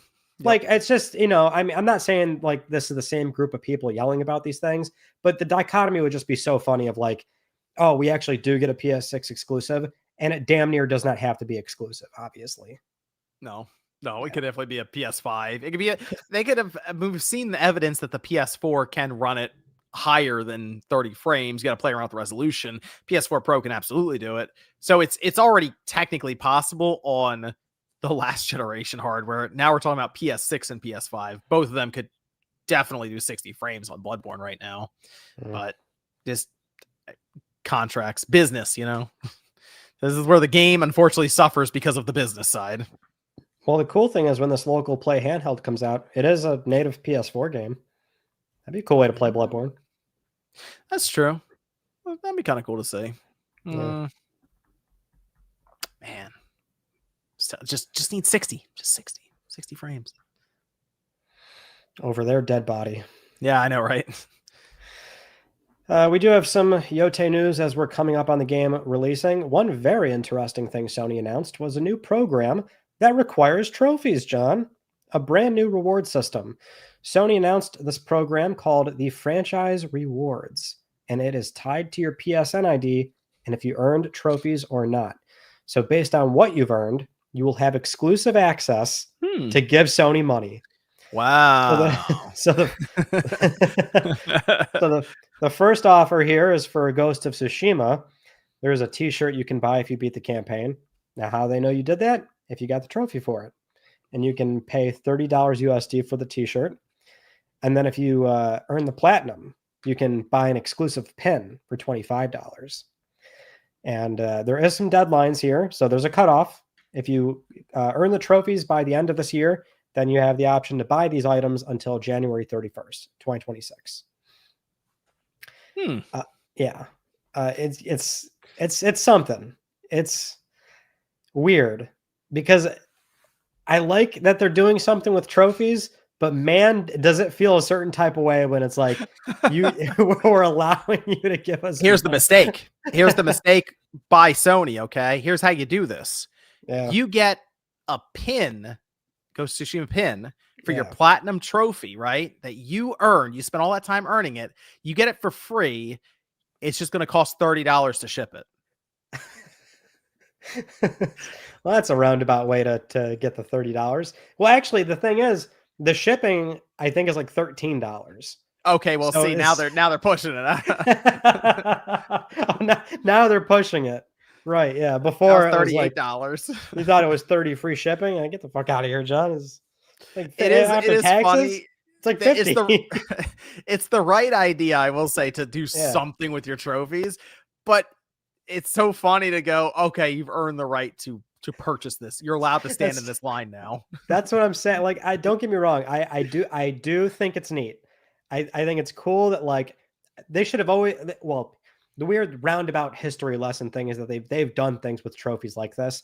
They used to have a program where if you earn 10 platinums, that would give you, I think, $10 PSN credit. That was a while ago. It was like I think you could only do that campaign once. This was Sony Rewards in like 2012 to 13 or so, whatever the year was. It was 10 years ago. They did have that program. They also had one even earlier than that, where it was this weird thing where you could like bid your trophies, and it was like a one-time bid of bidding up your gold or silver or platinum, and you could like earn promotional items that were like used in PlayStation commercials or like props. Like that was like a really cool thing they did. This like is the most open, but it's also like it looks a certain way. You're telling people they can pay to. It's silly. I think they're on the right track. They were on the right track with PlayStation Stars, because while they're doing these physical rewards for your digital trophies, the whole thing of trophies is to be able to show them off too. So that's why I think they were on the right track with PlayStation Stars, since if you buy the Ghost of Tsushima pin and you buy the shirt, not many people are going to know that you have those. And that is part of it. I don't think people are going to put them both on and take a picture and put it online or something. That part of it is to show people I did earn this. And I guess you can go to an event with your shirt or something, but it's like how many people recognize that. But with Stars, the idea being you had this like digital collector's case that you could put stuff up, that made more sense. It just never found its way to the PS5, and that kind of defeated the purpose there. So I think it's better to go in the direction of digital rewards that you don't have to pay for and then do shipping. Like Radic brings up the idea of the themes for PS3 with specific trophies. That stuff makes sense. That's a good idea. I think if you could get that for free and it was a cool thing that you get for that platinum trophy, and maybe even give you a little thing you can put like a little star, I don't know, something on your little card that you have for PlayStation, but just a way to be like, I got this because I got the platinum and I didn't have to pay $30 to buy it. Well, that's the thing. Like they've done the digital stuff, and they've done it. I don't want to say often, but I think more often than people remember. In fact, I think for Tsushima, they would send emails out congratulating you on it. I don't think they actually gave you anything. I think it was just like an email. I It's could be still a wrong. cool thing to be like, oh, neat. I could be misremembering, but I think it's, people really love Ryan? You think he personally wrote the email? Hey. I think people like big headphones on. Congratulations. the pulse, and he's holding his dual sense like this. Yeah. I think people like the idea of a physical item. It feels that much more cool, if that makes sense. Mm-hmm. But I think if you make it a physical item, it's like, oh, well, that's going to cost you, buddy, because they're not going to do that on their dime. No, it's like pre-order bonuses. Like, I don't know about you, John, but I don't give a flying fuck about most pre-order bonuses because it's always stupid shit like a set of armor or in-game items. I never care at all about pre-order items. Almost never do I care about them. But you bet your bottom dollar, I raise an eyebrow just a little bit when I'm like, a keychain, a plush. That's it. That shit's cool. I think people want physical items. You're not going to get them, or you got to pay for them. But I can see where they were going with this.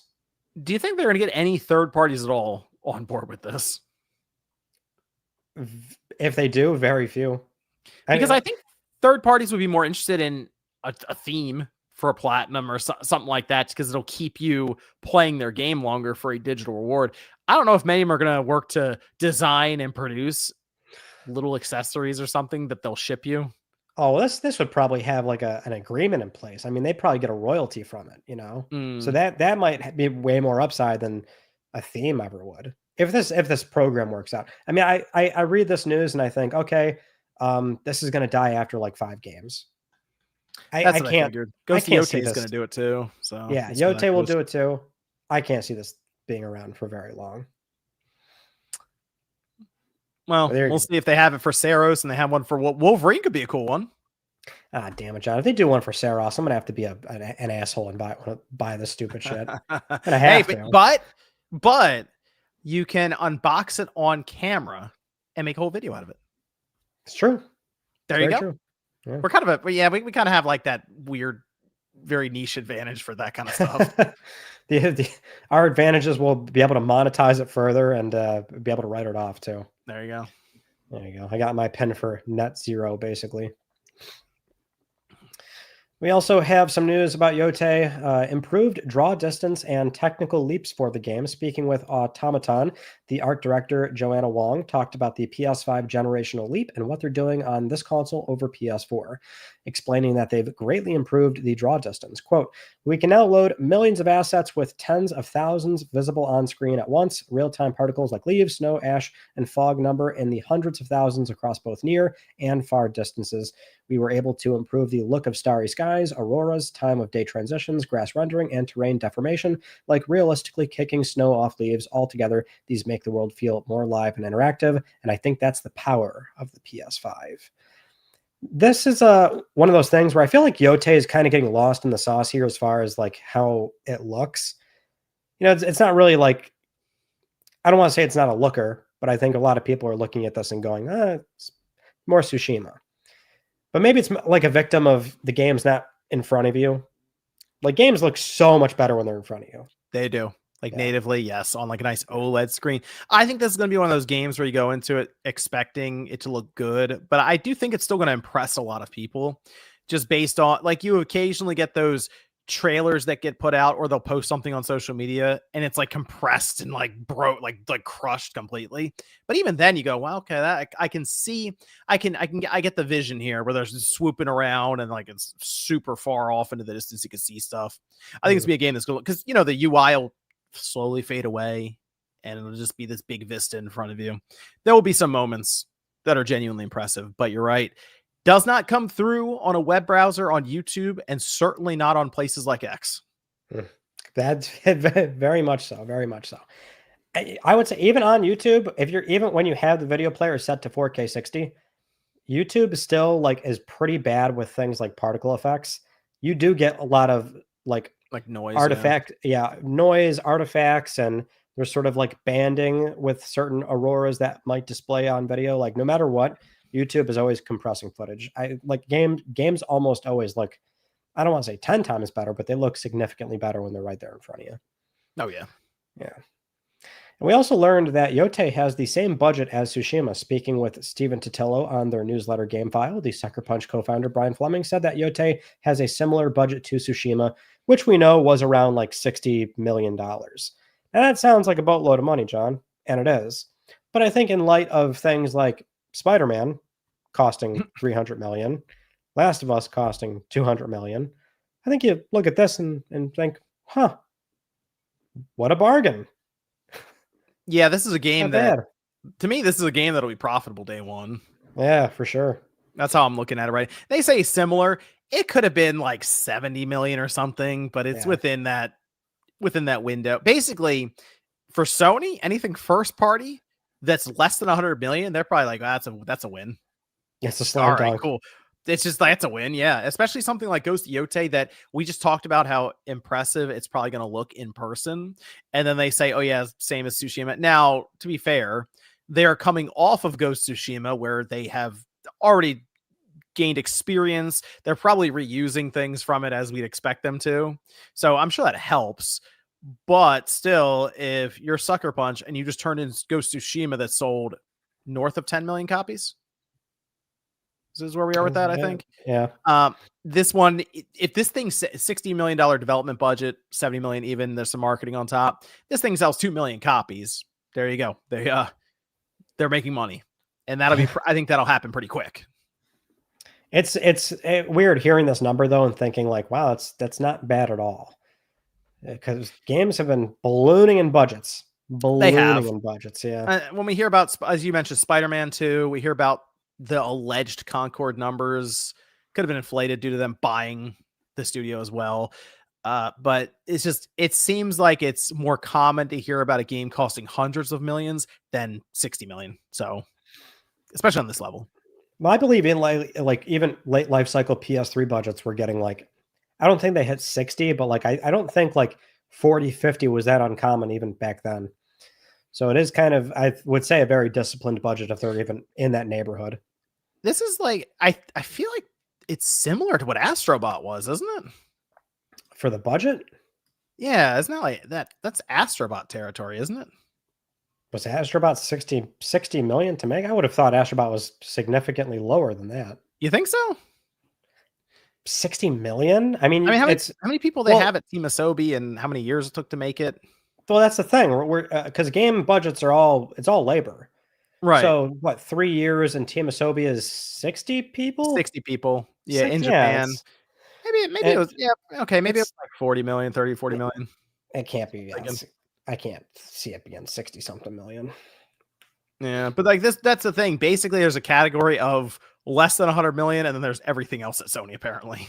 So for how much and that's the idea. You have these games that cost less in terms of budget, then you have games that cost way more, and it kind of averages out, I guess, the Sony strategy. And then you have all the live service stuff that doesn't work out, and then it all gets thrown into one bucket, and hopefully you sell enough copies and make enough money off Fortnite.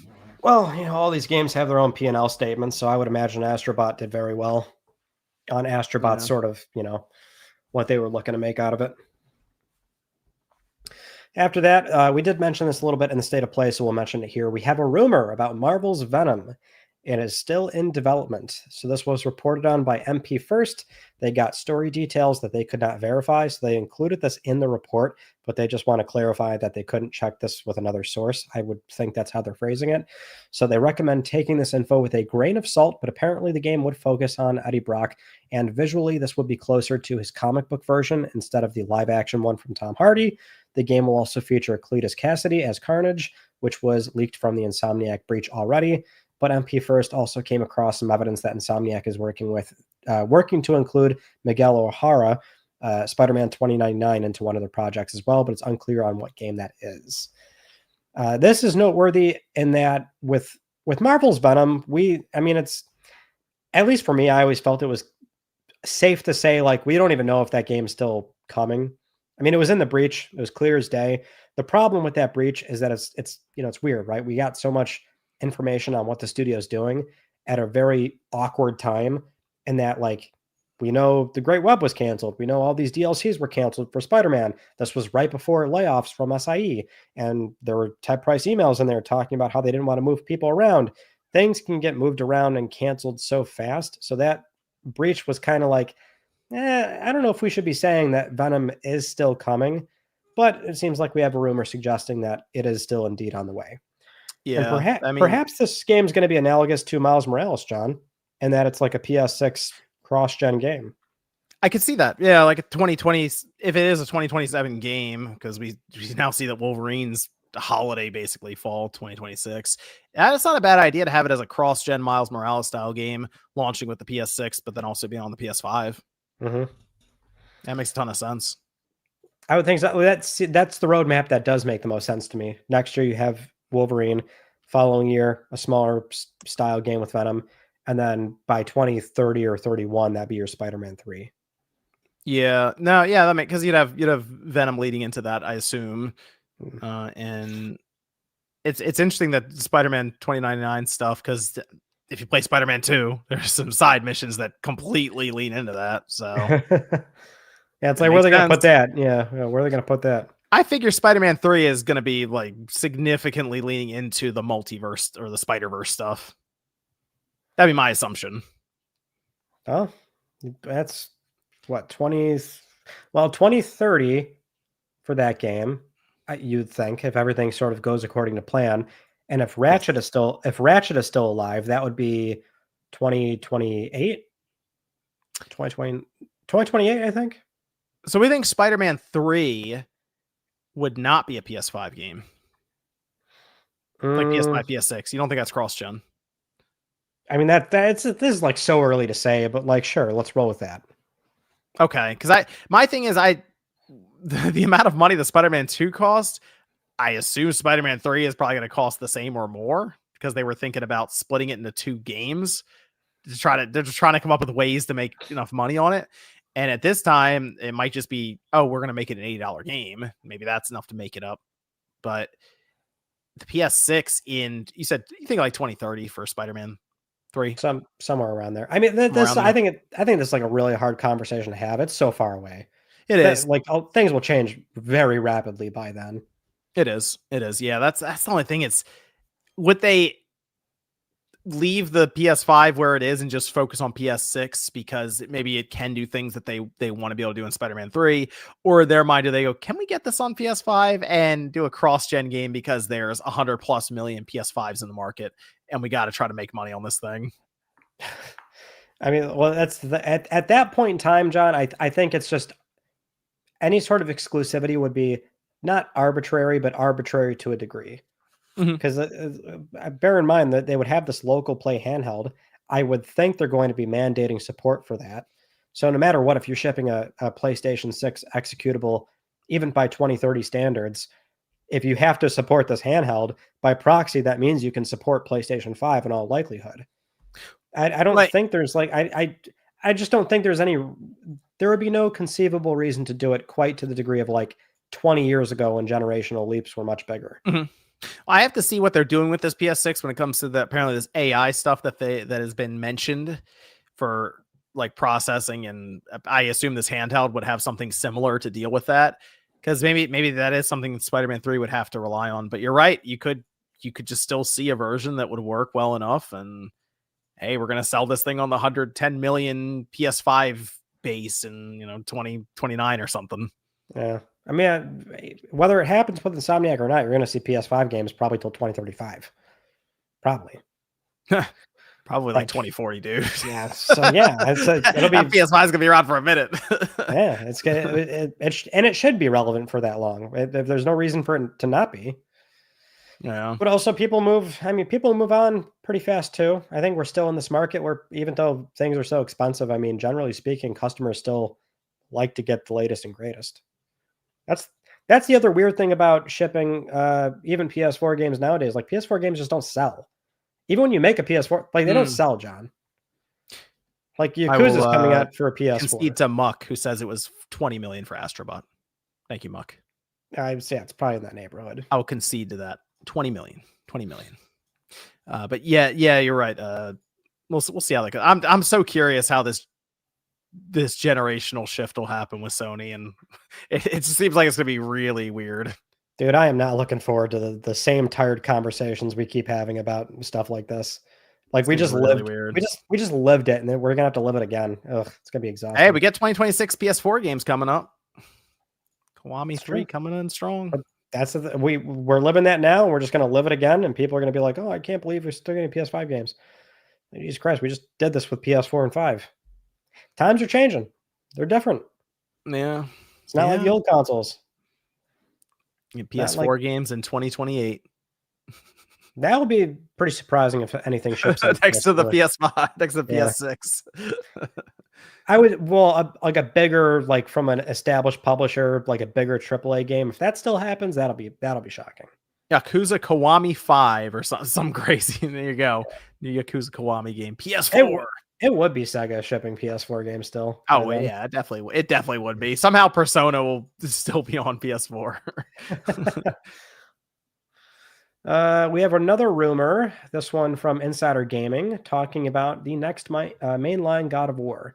So speaking on the Insider Gaming podcast, Tom Henderson said he thinks in the next mainline God of War, Kratos has a curved Egyptian sword, which I would think is like a Kopesh or something. But he was like comparing it to like Assassin's Creed or something like that, as far as like the main weapon he would be having, since like that big leap in Norse was the axe. And so the next leap going into the Egyptian pantheon would be something like that. But I think that's the bigger news, is that, hey, it seems like Egypt is indeed where the franchise is going. Yep. I mean, that's kind of what we talked about before, right? That'd be the next thing up, because Cory Barlog had mentioned Egypt at some point in time. So it seemed like looked into it. Yeah, so you feel like, well, what's the next realm or mythology they'll go to? Okay, I guess they're going to Egypt. And the other thing about this, though, would be kind of the idea that, yes, they're still sticking with Kratos. Yeah. They're not like moving off of Kratos at all. Kratos is still, which I'm curious what he's, I mean, he's just keep getting older. So, I mean, John, come on now. Don't be rude. You can't just say that about an old man. Does he, when he goes to, because they could do some shenanigans. They could just make him younger somehow. You know, it's video games. You can do whatever. No. You can't use that logic here when they actually started to get serious about telling Kratos as like a storytelling vehicle, or using Kratos like that. They could do some weird stuff. You know, it's a video game, man. They could make him get younger. They could have his past self time travel up or something and kill his old self. They do some weird stuff. Come on. They didn't even tell us how he went between realms like that. Did they ever really fully explain that? He just moved. Detail? That's what I mean. That's whatever. It's video games. He just rented a U-Haul. I think there was a comic that tried to explain it a little bit, but not in great detail for the video game. But the reasoning really is, if they would ask, just video games. Let's just keep moving. And so they could do stuff. I assume they have to change his character model up so it's different in some way. And it might be that they shave his beard. I don't know. That's the obvious thing that he has with the newer games. So I don't know. The only thing that, as far as how he gets there, I would think it's something where, like, because the end of Ragnarok kind of implies that Atreus is doing his own thing for the time being. So maybe Atreus gets caught up in something in Egyptian pantheons, and he's got to go over there. Got to go get. He has to go like get back into the game, basically, kind of like an Uncharted 4 almost, where he's like, I really don't want to do this. I'm getting old. My knees are getting weak, but I guess I'll pick up a Kopesh and go back slaying motherfuckers. In like 2 hours, you're swinging from like mountaintops and stuff. It's like, all right. I mean, that's how like the 2018 one works out. Is he gets his ass beat by Boulder, and he's like, I'm scared. I don't know if I can do this anymore. Well, I mean, I'd like to see them do another shift in gameplay style. I don't know what it is, but I'd like to see them do something that's different from what they just did with 2018 and Ragnarok. Because they went from kind of that like camera pulled back, more action, bouncing characters off the ground and all kinds of stuff, to super anger Kratos, to more withdrawn Kratos, camera right over the shoulder like we see with typical Sony games now, to something different. I'm not sure what that change is, but something different to make it not feel like Ragnarok 2 or something. Maybe kind of like a DMC, like kind of hack and slash, but not as mindless as the old God of Wars. Maybe it's got a little bit more like a mix of the sort of two ways God of War has been played. Hack and slash elements, so you get that isometric viewpoint, but it's more methodical with like combos and stringing things together in a more thoughtful manner. He felt very light in God of War 1, 2, 3 and stuff with that camera angle. Kratos did. He felt much heavier in 2018 and Ragnarok. So you're thinking somewhere in between. Yeah, because it is more tight knit gameplay with 2018. Okay. So I would think maybe they go back to the looser feel and maybe having enemies sort of jump up in the air as you're slicing them up and things. If he shows up with a full like mane of hair, like long hair, he gets a rug. Gets a full rug. Oh that'd be man, sick. That would do it. Yeah, that'd be cool. All right, you want to get into all this Kojima stuff we have going on here? He had hit me with the Kojima stuff. Yeah, man, I had that 10th anniversary live stream, man, of Kojima Productions, whole big blowout. And we said here on Click R3, John, hey, this live stream's coming up. Just so you know, a little PSA, going to be about future announcements. But you never know with these Kojima events. You never know. The guy could be announcing $1,000 jacket, or he might actually show footage of games. And hey, we got games. We got some games. We did. First is OD Knock. This is the Overdose game for Xbox in partnership with Xbox. Jordan Peele's involved. You know, for all intents and purposes, even if this game ships exclusive to Xbox, I don't think there's any world where this game is not coming to PlayStation 5 at some point. Which it sounded like they implied it. It might be. It might even already be day and date. I don't know. I mean, but if it is exclusive initially, like this thing's probably coming over. They implied it like it's gonna. I think Phil Spencer even said on stage to get to gamers out there everywhere, kind of thing. Like made that kind of speech. So, and well, that's the other thing. Like this is definitely a game that was signed during a time where Xbox was doing exclusivity, and we know where that changed. I mean, it's as simple as Indiana Jones. That game, when they acquired the publisher, they amended their deal with Disney to exclude PS5. Came to PS5 anyway. So OD will probably come over, which that trailer, John, pretty insane. Hyper realistic, made in UE5.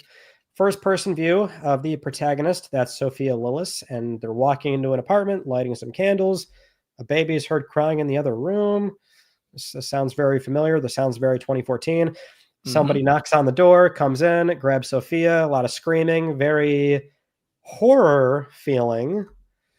And there's no release window, but damn almighty, did that not feel like 2014 all over again? It was very PT. That's PT. It's just PT, John. Yep, that's exactly, because they do the whole thing, the animation where they look down at the door handle and open it, the squeaking door opening, and he's just making another PT kind of, which is cool because it still stands on its own as people look at it, not even as a demo, but like as an experience. Go back to it that way, right? And I did play it again recently when I hacked the PS4. I loaded up PT. That was one of the first things I loaded. Nice. And I played through it again, and you can do all kinds of stuff. Like you can lift the frame rate cap and other things on it. And I played through it again, and it's still super unique. There's still nothing like it right now. So if he can come close to that with OD Knock, that'll be cool. But he said some weird stuff about this. So he still didn't explain the gameplay element. He said it's not lighting candles, so it's good. But he said this is almost an episode of OD. His is Knock, and he wants to focus on the Knock as being a very frightening thing almost. But then he said that Jordan Peele is working on his own version of OD, like his own OD episode almost. So I'm trying to figure out if multiple people are collaborating on this and we're going to get almost different episodes of OD in some way. I'm still not really sure what this thing is. That's the problem. Yeah. Well, well, is it a problem or is that the exciting thing? I guess that's the Kojima thing, you know? I am masochistically on that end. I kind of like that. I just looked at this and I'm like, is it PT? Maybe, but also maybe it isn't. I just like, I'm so in. I'm drinking the Kool-Aid. This shit looks cool. Okay. It looks cool as hell. It does look cool. I mean, like I said, it looks unique. And that's the thing nowadays is if you can just look unique and interesting enough, people will keep an eye on it. So it looks sick. Yeah. It's Sophia Lillis is in there and then Udo Kiere and then Hunter Schafer. Those are the confirmed cast. And yeah, apparently it's like episodic or something. Maybe it's kind of like PT in the sense that like it's the same experience, let's say. I don't know what that experience is, obviously. But let's say, as an example, PT is the looping hallways. Let's say, as an example, it's always the looping hallways, but you have the Kojima version and then you have the Jordan Peele version. Okay. So it might be like this sort of convergent version of the game that just does something different, but it's the same setting or something. The thing is, they haven't really explained what the technology side is, because this is a game that was originally, I believe, going to be done with Stadia because of the cloud infrastructure. And now they've had to move it over to Microsoft because of their cloud infrastructure. So I'm still not really sure how that plays into what they've shown us so far. Yeah, I keep forgetting about that angle. Every time I hear that stuff, I have to assume it's bullshit. Well, what could they be doing? Like, so I kind of think what it could be, because we know how Kojima is right now. He really likes the communal aspect of some of his games. Like they have Death Stranding, where people are helping each other indirectly. I think there's going to be something to this, to where the cloud side, I don't say tracks, but like is aware of everything you're doing, and it's kind of getting thrown together and in some way affects other people's games as well over time. So that's kind of my roundabout way of explaining what I think it's going to do. It's weird. Again, it's hard to describe. That's just online connectivity. That's all that is. Like, but I think it's gonna be a lot of cloud processing in the background in real time. So maybe. I'm trying to like spitball and figure out what they could be doing with it. But apparently it was necessary to have this cloud infrastructure to make it possible. I mean, I will say Kojima, typically, if he's saying something, he really does want to accomplish it. So I don't want to like prop this up as like a Crackdown 3 style. Like, again, to me, it's like bullshit. But I'm like, I don't know. We'll see. He really hasn't talked much about that aspect though. Like, whereas with Crackdown, they were like, power the cloud. That's what, like, I don't know. It's an easy part of this game to completely forget about. And like what they showed, I didn't think about that even a little bit. I thought this is a very crazy looking, very offline looking, high fidelity experience. So we'll see. Yeah, we will see. Now, here's the thing, John. I thought we were only going to get OD stuff. And we said last episode, like, yeah, we're not Physint. Apparently, he's the only guy working on that. No, we got Physint stuff. Physint. I'm going to keep saying Physint. Physint. For now. For now.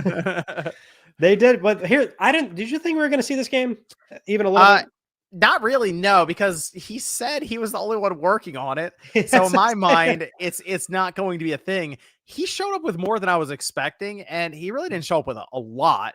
But he introduced us to some of the cast, and then he showed us the concept art. Yeah. Well, he showed a poster too. A poster.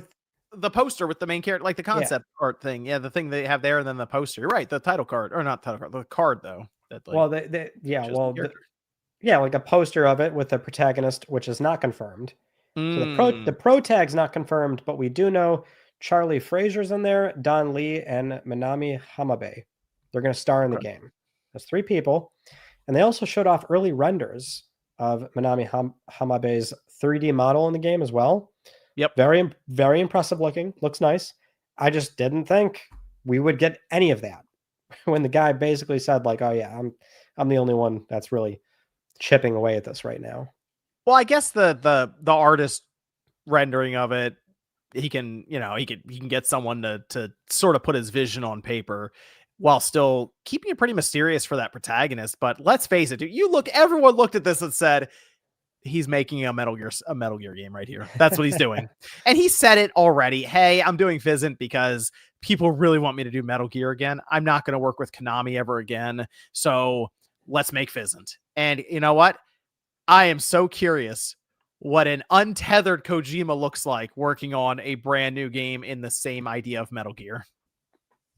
Well, if things like Death Stranding or OD is anything to go by, we're probably in for something very different. He said it's action espionage. Tactical. So it's going to be more action oriented than what we have with Death Stranding. I mean, looking at it, I am just picturing just Metal Gear Solid again, basically. Oh, okay. I mean, that's kind of is, Metal Gear. that's not that's a bad thing because that's what everyone wants him to make again. But he's not going to go make Metal Gear Solid 6 or whatever. He's going to make this new game. Now, people are already trying to cast the main character for him. I saw that. Robert Pattinson was brought up. Yeah, why? Where is this coming? Is there like any evidence of that, or are people just saying that? People are zooming in on the silhouette and they're like, "Oh my gosh, that looks like the Batman." It looks like Batman. I was just curious if there was like evidence, like, you know how like that's a here's like, you can do this with Kojima. If you see this guy, if he invited you out to Kojima Productions for a picture in the White Room, if he's always talking about movies that he likes, sometimes you can pen, like, that's how this guy works. That's true. He's just like he's like terminally online. He loves just things. And if he's talking about somebody, you know damn well he wants them in a project he's making. That is true. That is true. Oh, Victor asks, will Physint be made on the Decima engine? Did they confirm that yet? I don't think so. No. About it? No, I don't know. I don't think we know what engine it's. Well, here, if it's exclusive, if it's like a signed prop, I mean, I would assume they would allow. Sony is very involved with this game. It's pretty clear that they are partnering with them on it because Herman Hulst had a whole spiel beforehand. And when they first announced it, they were talking with Herman Hulst next to him, and they mentioned, oh, Sony Pictures, and we're going to do all this stuff with it. It's going to, and that's what Kojima kept saying. It's going to blend the whole thing between games and movies again. So I'm kind of thinking it's like they're going to do something over here with Sony Pictures and something over here with their Sony Interactive Entertainment, you know, like the games and stuff. So, man, I don't know. I'm so curious about Physint. The problem is it is legitimately 2031, 2032, something like that. The one thing that was a little concerning, he kept talking about staying alive long enough to see this through. Did you notice that? He said that multiple times. And I was like, oh, wow. He's wrestling with his own mortality on stage, realizing how long game development takes. That's I mean, it's a little morbid, but sure. He did bring that up on occasion. I mean, he started like looking up and be like, wow, it says 2030 to 2040. Huh? As he was like really thinking about that. I mean, he talked about putting ideas on a thumb drive. Yeah. I gotta get these ideas out here. The world has to get this stuff ready. Man, that is crazy. But you know what? Physint looks cool. Don't really know too much about it other than that cool poster and some of the casting. I've got a lot more than I thought we would. We did. John, we still have like a lot to go here. We're gonna have to plow through these a little bit faster. Let me go through some of the super chats real quick. Unusual says, where is Final Fantasy IX remake Kingdom Hearts 4? Asking the real questions. I thought when the Square stuff came up for Evil East Chronicles, I'm like, oh, here's where they're going to transition to. Yep. No. Never happened. Didn't happen. Joe says, like with the Direct, if you love Metro and Fire Emblem, it was great. A couple of big games need to be for you. Well, I feel like a lot of people were excited for Wolverine at the very least. I think that was a good closeout. I think so. Victor says, Deus Ex was the Bioshock of the PS2 and Xbox generation. It's a good way to put it. Yeah. This is from Kami. Says, if Horizon Zero Dawn is so big, why isn't it in the top 20? Well, it can still be big and not in the top 20. There's a lot of video games out there. Joe says, did anyone remind Square there was a state of play today? Well, yeah, they were there. Yeah, they were kind of there. He says, is it just me or did Sid Schumann have a scary smile? I think it's just more funny that you have Sid standing next to Sean Benson and she's just such a tiny lady. Victor says Ryan still has bad memories of the PS3 Prince of Persia game Platinum Trophy Endeavor he did a couple of years ago, along with Alone in the Dark PS3. Yep. Yeah, because I missed Immiscible in Prince of Persia, and it was like a sink in my heart of like, I can't believe that just happened. Oh man, you knew it right after it happened too. Yeah, because the trophy didn't unlock. It was a boss battle. You had to not take damage during the boss battle. So the boss battle finished, and I'm waiting for the trophy to pop, which, like, at that point the game already locked in a save, and PS3 trophies take so fucking long to unlock. It's sometimes sometimes it's heinous. Like you unlock it, and then it doesn't come up for like 30 seconds to a minute, and it just never came up. And it was like, oh my god, I gotta play it again. The boss was like 3 hours in. Brutal. Oh, Ryan, you want to rifle off some of these topics? We have Sony's 2025 corporate report. This is just something they put out that shows off all of the Sony Group's initiatives, things they're looking to accomplish, and certain goals they want to achieve. It's very open for investors and things like that. And so for the games and network services segment, Sony showed off a revenue composition circle for fiscal year 2024. And this was a big headline because it showed off the breakdown of like how much they make from network services, add-on content, hardware, and they all seem about right. But one that stuck out was physical software. It was a mere 3%. So a lot of places picked this up, and they were talking about how Sony makes very little from physical software. The thing we can address here is just it's based on how they calculate that number. So it's a little bit misleading because the way that Sony calculates that number, it's first party games only because they recognize that full revenue at retail and on the PlayStation Store. They collect royalties from third parties when it's at retail. On the PlayStation Store, they collect everything, but it's their store. They distribute royalties to third parties.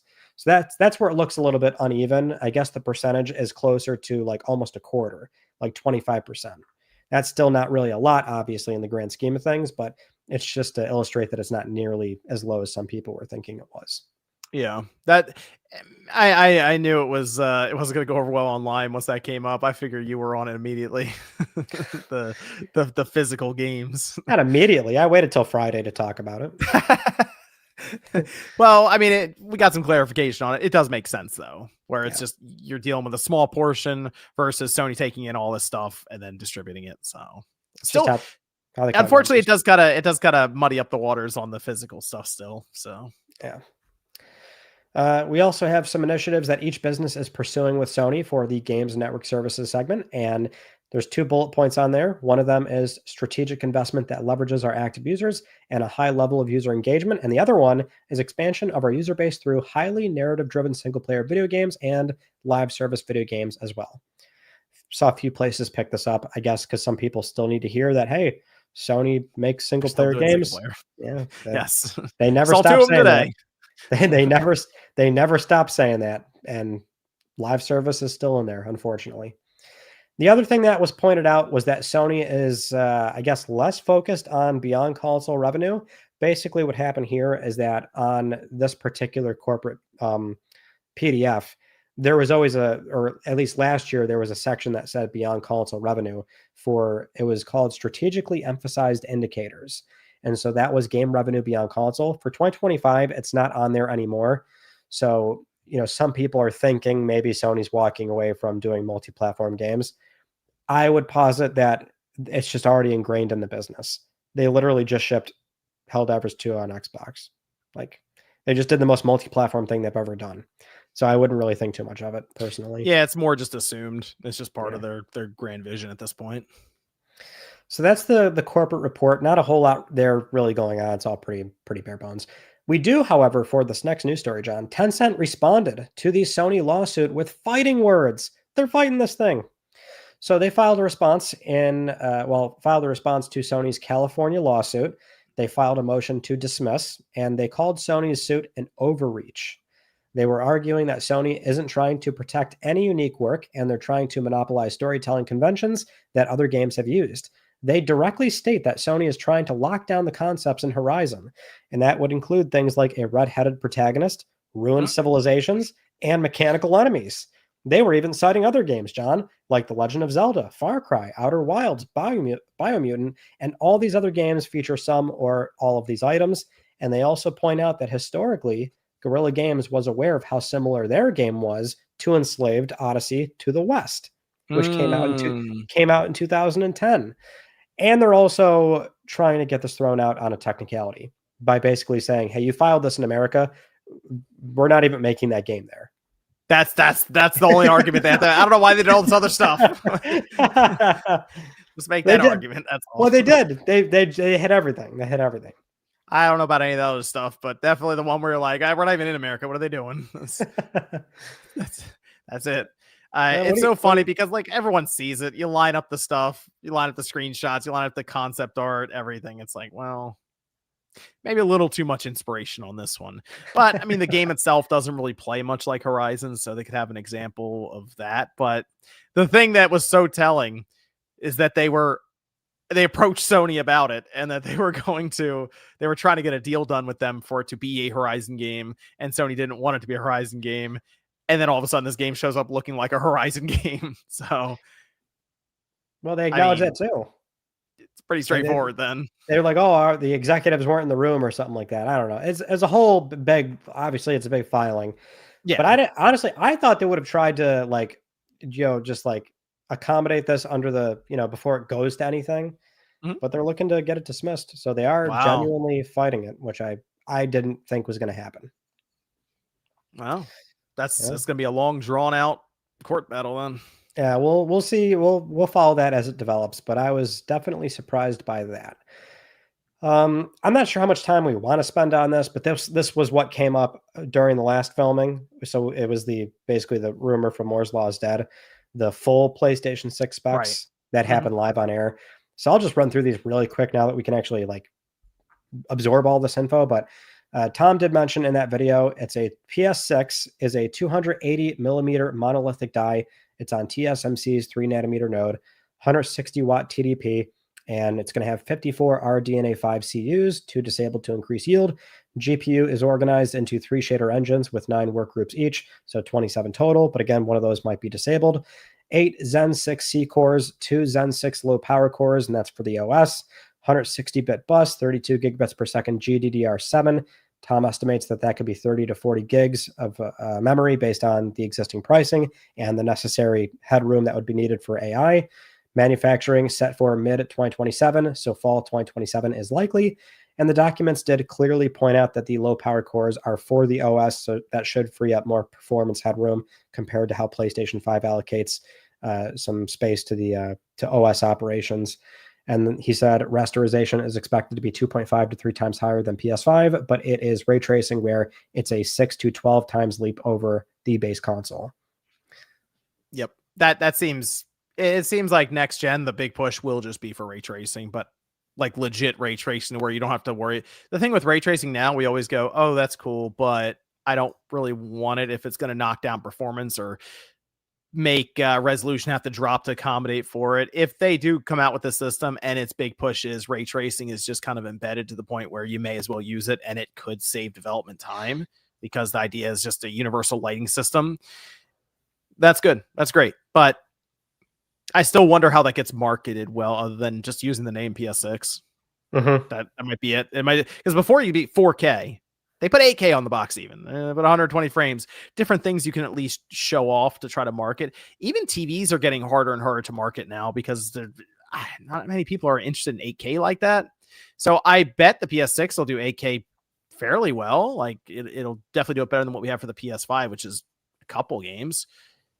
But I don't know if that's what people are looking for. So that's the thing I'm really curious about is the marketing aspect and you need this because of this. Like that explanation. Ray tracing and AI. I am actually more curious right now at this point in time about the UI. Sony does like to make a new UI for every PlayStation. Mm-hmm. And if I was a betting man, I would say that will be a big part of their proposition for PS6 is that, hey, this UI is really tailor-made to the PlayStation experience. And it's, all governed in such a manner where it's maybe got a baked in AI assistant, but it's also got AI recommendations based on gameplay hours. Maybe it moves certain panels on the UI based on your own play habits. I mean, I feel like there's a lot of like design space there, more so when you consider what they tried to accomplish on PlayStation 5. And like for all intents and purposes, they actually failed because that thing was supposed to have the control center and activity cards and jumping to particular portions of a game. That was so underutilized from studios and customers themselves. They just turned it off. Right. They don't even do that anymore. Cards are still on the console. You can't really get rid of those, but you can't just jump to parts of the game. So I feel like the UI is something they're always exploring. And I feel like PS6 is probably what they're going to try and do there. Okay. Well, that if they can just work more on the UI, that's great. Still, I do wonder, the AI thing is the thing that I'm really curious about because there are just advancements made in AI constantly nowadays. Like every week, it seems like there's some new breakthrough or thing that's hitting the news. So I almost wonder if the PS6 is going to fall into some weird time slot to where it's going to come out. We'll say at fall 2027, but the AI aspects to it will feel behind the times because things are advancing so fast. So if that's really going to be a big focus point for them, they're going to really have to think about that. Well said. Well said. So that's what's going on with PS6. We have a few multi-platform news stories real quick for Square Enix. They did confirm the Final Fantasy VII Remake trilogy is going multi-platform. So it was confirmed on their Twitter after the Switch 2 announcement, but the game is going to Switch 2, Series S, X, PC on January 22nd. And they outright said the remake series is going to make its way over to all platforms, which I don't think is surprising, really. I think the only actual surprising thing is they were allowed to say that, because like Sony very much so locked down this game in a way that was far like ahead of what they originally signed. If you remember, like in 2020, when they like the first game shipped, it had a year deadline on it. Like it was in marketing materials. And it's like, oh, 3, 4, 5 years later, still nothing. So they must have like locked in a more strict agreement, but maybe now it's a little bit more loose. I'm curious if the third entry will. I would think it's going to be, PS5 exclusive initially, but maybe it'll be like even faster to ship over, like a year. I mean, we think, but it's hard to say right now with this game. I mean, we'll find out when they first show it. I assume they'll have like maybe the system it's going to, which would be at least PS5 at this point at the end card. But we're still trying to figure out. They say that they know where they're ready to, like where they want to show it for the first time. Yes. And I'm almost wondering if that's the Game Awards. That I keep thinking that it would be shown sooner than people think. Yeah, I think so. I'm convinced we'll actually see that game relatively soon. So, yeah, I feel like that they want that game out in 2027 before let's face it, they want to release it on the PS5, the Xbox Series, and the Switch 2. Then they want to release it again on the PS6 and the next Xbox thing, and how in PC. Yep. That's Square's thing now, is they realize they kind of need to go multi-plat, like with a lot of their games now. So that's the strategy. Re-release, and they'll do the big triple pack, I'm sure, where they'll put it all into one big box, and it'll be $100-something, and they'll sell that in 10 years. And they will repackage it as many times as they possibly can. Yep.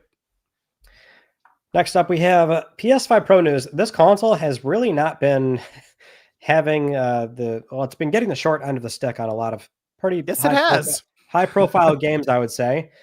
Borderlands 4 first is a game that has been suffering from a memory leak issue. I guess it's happening it happens to me. Is it happening on every system though? I guess it's not strictly PS5 Pro. It's like every system after an hour of playtime. It could be. It was happening to me though on the PS5 Pro, to where I was noticing it. And you don't have to shut the system down. You close the game out, then you just restart the game, and it's fine after that. But it was weird because I thought it was just me. I'm like, what is happening with this game? After like an hour and a half, maybe 2 hours, I was like, why is like the you could tell like it was doing this weird stuttering thing. And then I'm driving, because you get vehicles in the game, and I'm driving across like this field, and I thought, is this in slow motion? Like you could feel it, because you can have it so that it's running at a higher frame rate and stuff. That's great. I was like, what is going on here? And then I didn't think too much about it beyond that, because I'm ready to turn it off after 2 or 3 hours. Okay, I'll turn on the next day, is fine. And then I see Randy Pitchford say this, and I'm like, okay, that's what was happening to me. Great. So why does this keep? You're right though, Ryan, about the PS5 Pro situation. Silent Hill F also has issues. Yes. And Dying Light the Beast got a PS5 Pro enhancement, but it wasn't obvious up until it came out. And then they added the badge for it, which is weird. Chronos The New Dawn does not have PS5 Pro support. And I'm starting to notice this more and more. And it's a little weird to me that Sony's letting some of these games slip through. I think that like the big problem is definitely like they're letting studios just do a single mode. Now, granted, it sounds like Borderlands 4 has an underlying like memory issue. Yeah, that's kind of like a unique thing where you have to close the game out and relaunch it. But like Silent Hill F, for example, it's the same thing we've seen with like other games and other Konami games, is that if you play on Pro, you can't use base options. Metal Gear Solid Delta, same thing. Like that's the issue, is that like if you're playing on a base console, performance quality pretty standard. On a Pro, you only get one like enhanced mode that mixes both of them. But when it does that, it, based on how the studio has weighted the extra quality features with frame rate, the frame rate sometimes might be worse. That's not really the case for this game. Apparently, it's mostly 60, but it also pushes PSSR. And once again, PSSR has this like shimmering issue with like grass and vegetation. You can't turn that off. Like they're at the very least, it should be a mandate. Like, well, maybe best practices if that's in the documentation. I believe it is, but there should be a mandate of you have to make sure the base console settings are available as well, just so people can like choose these if there's like an issue with the game, Yeah, that's the idea of the PS5 Pro needing just one. You don't even think about it because the PS5 Pro can run performance mode in quality settings was sort of the pitch when it was first being shown. Now it's kind of starting, hey, you're going to get performance mode level frame rate, but you're going to get the quality setting visuals. That sounded awesome because I don't have to think about it then.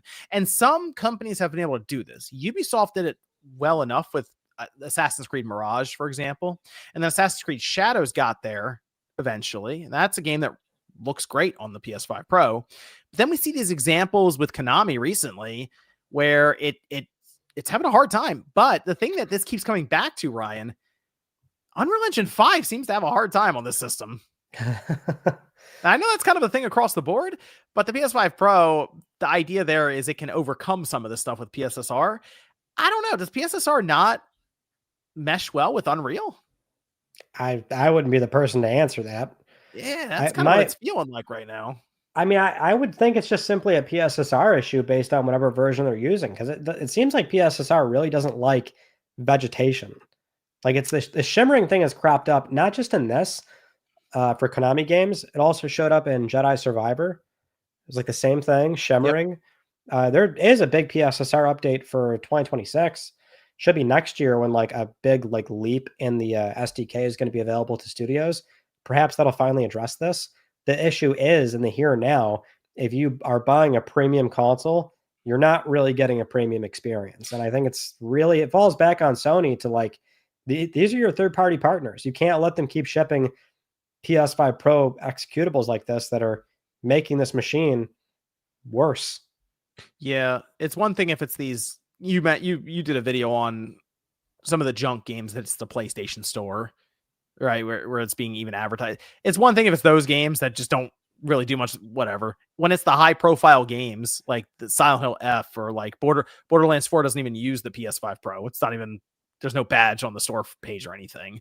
But when you see these games show up where they're not even using it well, like Silent Hill F or at all like Borderlands, it's like, what's going on here?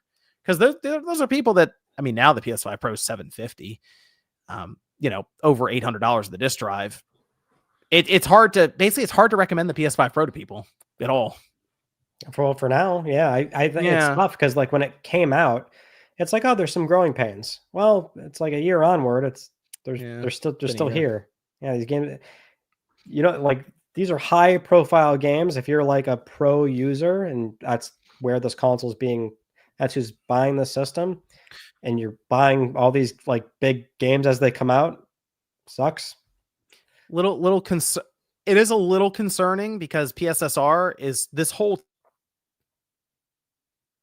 Oh, John, you cut out. I can't hear a word you're saying. I don't know if that's exclusive to me or not.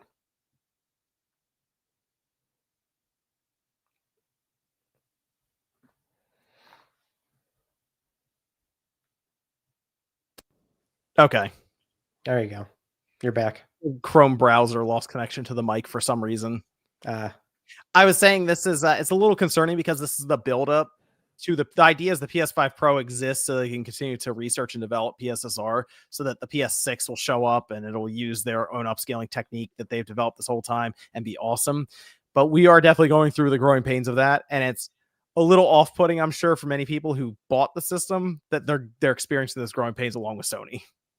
Yeah. So hopefully the PS6 comes out and doesn't have these. It's gonna be really weird if it has these same growing pains. That's not going to be great.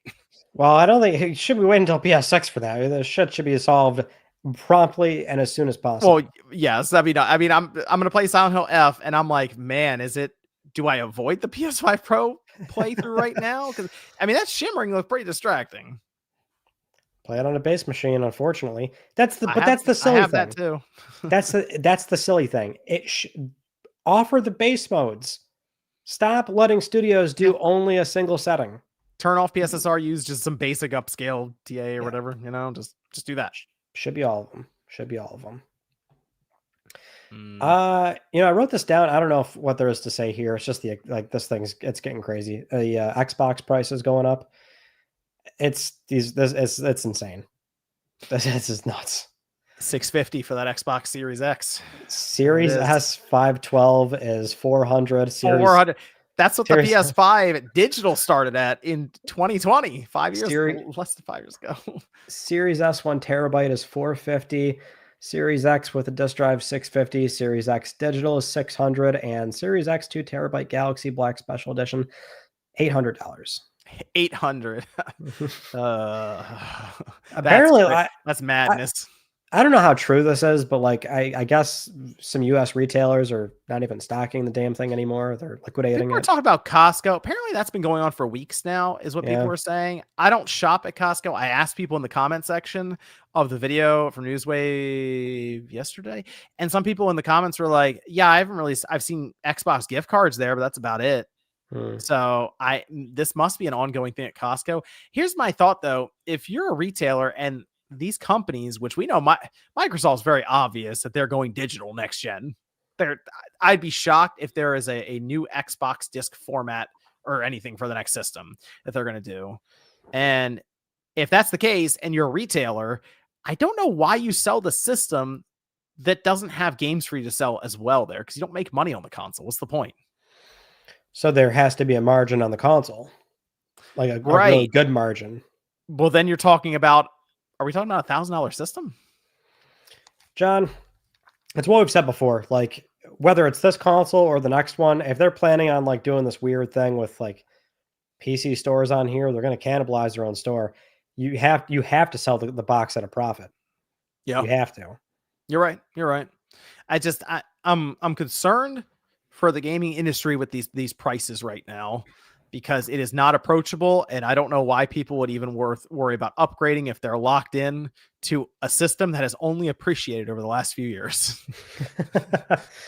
But I don't like, at least in this context, right? Is this more indicative of where Microsoft is as a company with Xbox as a console, or is it reflective of potentially PlayStation yet again increasing prices? I mean, they gave the same boilerplate response to Windows Central, navigating an incredibly dynamic environment right now. But it's like, you guys have dropped year over year on these console figures for 3 years in a row now. These things are selling, to put it lightly, abysmal. It's just they're doing terrible. I mean, are there tariffs? Yeah. I mean, but at this point in time, I would think these prices not only have tariffs built in, but they have a pretty healthy profit margin built in as well. I would think. Yeah, it would make sense that that's the case, but the fact that I see Sony, they raised their price in the US. Apparently they had to. There's no choice, right? They have done a lot to try to avoid that, because people seem to think Sony wants to raise prices on their consoles constantly. It's like, I don't think so. I think they want to try to keep building this and stuff. This is where you get the systems cheap and you start flying them off the shelves at holiday time with some kind of bundle. You get nice buildup of that install size at the end, and you push a bunch of software. That's generally the strategy to close out the generation. And it's just getting harder for Sony to sell, because now the PS5 is $550 for the disc-based flagship model. It's not easier than when it came out. It was $500, in 2020. So these companies are kind of like begrudgingly having to raise prices, despite some of the belief online. And now you have Microsoft open the door for this $800 system. And even if you don't count that, $650, that's still quite high, $50 more than Sony when they were in 2006 with their PS3.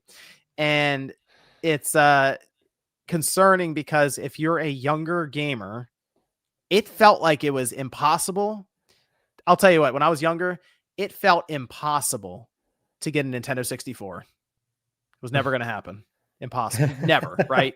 Never going to get that thing. How do people have hundreds of dollars? I don't understand, right? And, eventually you get it for Christmas or something years into the generation, which is great. I don't know if that many parents out there are going to then go, oh, it's cool, I'll buy you the $650 or $700 system for Christmas. You've waited long enough. I don't know if I would buy that even for my kids. I like, let's get something from generations ago for cheap.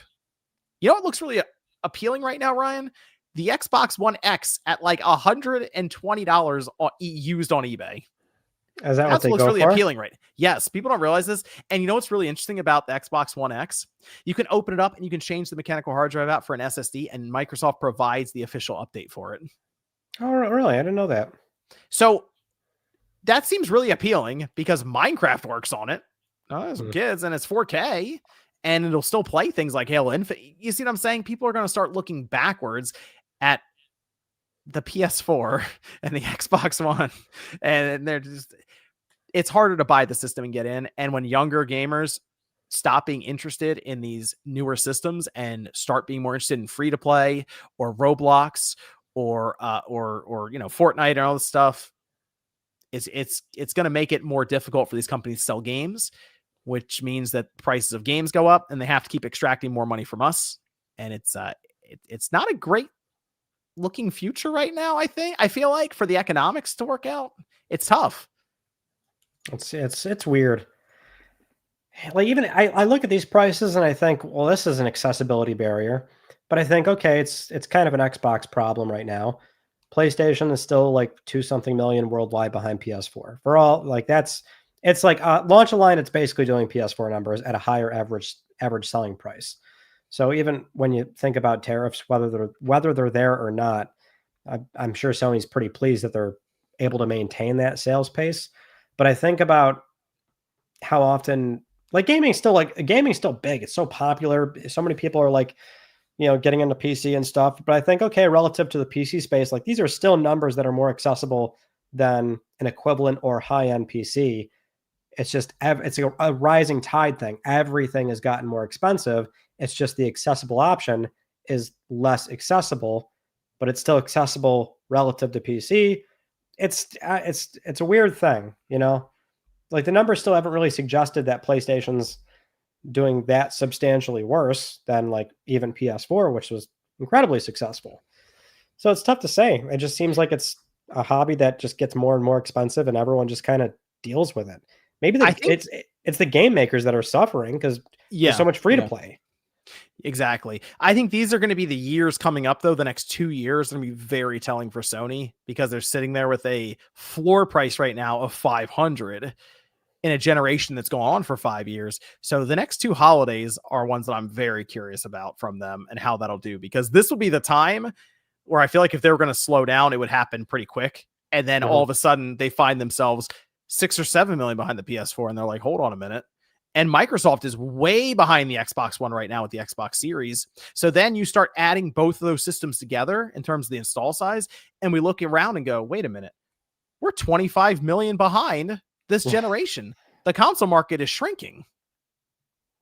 That would be the conclusion you'd come to. You'd think if that ends up happening, that's if PlayStation starts losing that trail, then that's a lot of console buyers that pretty much like left the market. Right. But this holiday season might look pretty ugly for Sony, I would think, but that makes it awkward for the next season because they'll have GTA 6 available to them. And that will help a lot. Even with the console's increased price, that still might like change the decay curve to where it's like, oh, they actually sold more this quarter. Year over year. Mm-hmm. Yeah, they almost undeniably will. So in a way, they still, in the here and now, probably will maintain that sales pace. Yeah. I can't see like lifetime sales matching PS4, but I don't know if it would be that far behind, Yeah, it's tough. It is tough.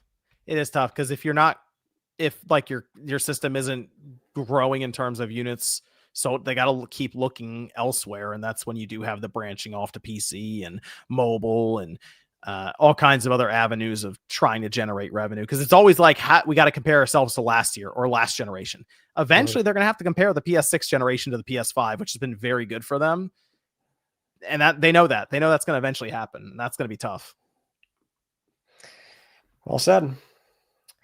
We've got This story here about it was the whole Hollow Knight thing with it's I don't know, I guess you could call this drama. It came up from the Friends Per Second podcast. The creative director on Hell Is Us Mhm. was asked if Hollow Knight Silksong impacted the sale of their game, since they both launched on the same day. So it's kind of a big headline because they said, this game is kind of like the GTA 6 of indies.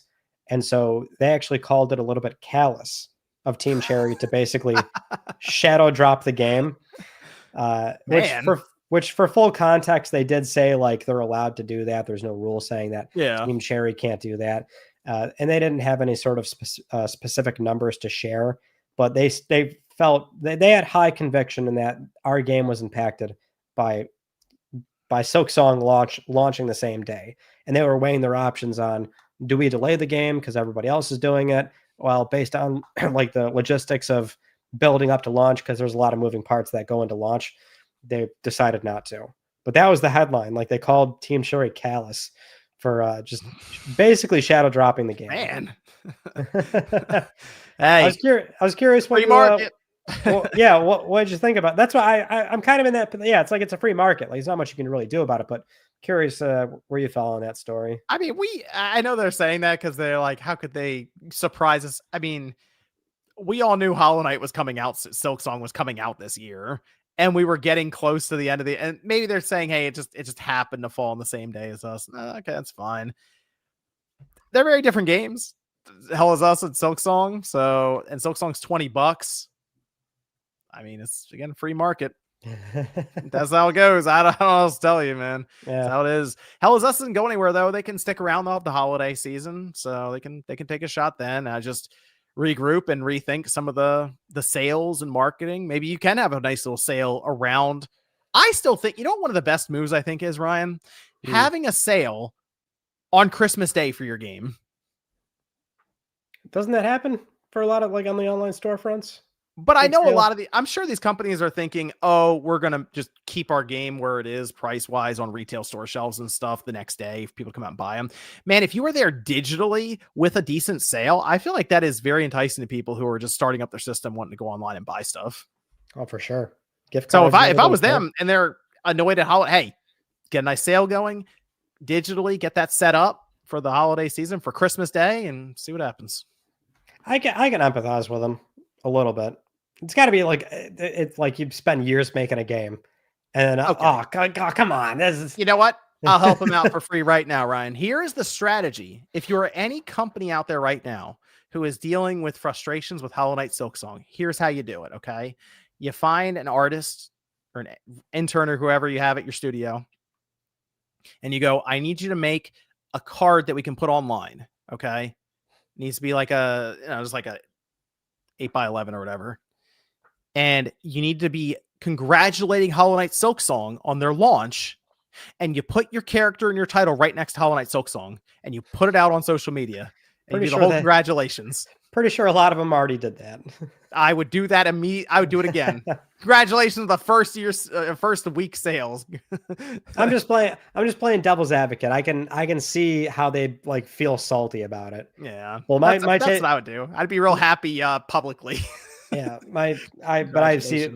That's I would think. Yeah, it's not their responsibility to watch out for you. Hey, Click R3 is going to congratulate Hollow Knight Silksong on their launch. We'll get Evan to make a card. I didn't realize we were selling this show. Had some low sales, really low sales. My God. Just congratulating Hollow Knight Silksong. Tune in every other week for semi-decent commentary. Semi-decent, John. Yeah, it's in there. It's in there. Oh, God. It's up there. All right, well, I'll take it. I'll take it. We got one more story here about some PlayStation Productions updates. Really, it's one because I just said it's a single news story. Christopher Judge did respond to the rumor about the God of War casting. He said, I am. Like on Twitter, he like quote retweeted the story about how he's in talks to be in the running for Kratos on that Amazon TV series. And he quote retweeted that saying, I am. Like, I'm in the running. Basically just saying like, I'm not really doing that. I know he had like an accident during health issues.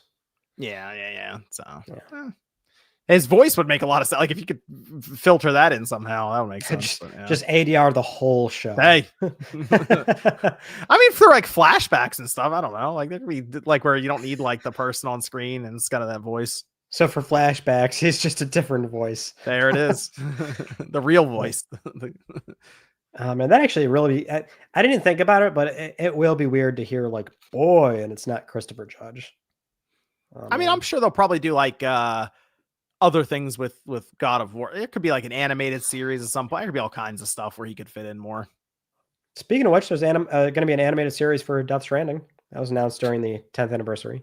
Yeah, the art style was kind of weird. It was throwing me off a little bit. It's cool, like, man. It's like comic book Death style. Stranding mosquito or something. Yeah. Working. I like how it's Death Stranding mosquito working title. I know. You like so that you want to say mosquito, but like you're still thinking about it. Like, just call it Death Stranding working title. Why did we throw mosquito in there? I think it was because they were trying to explain why the person had that thing on their face. Well, I don't know. I mean, just call it mosquito. I think we could have just done that. Yeah, mosquito would have been fine. That'd have been fine. Well, those are the stories, John. That's all I got for you. He says Varank says we're highly decent. Highly. We're already climbing up. We went from semi to highly. Meal says, Ryan, you and I are grinding Noose to rank 10 if Rockstar remasters GTA 4 with online trophies. If not, I'm unsubscribing from Spawn Wave. JK, John.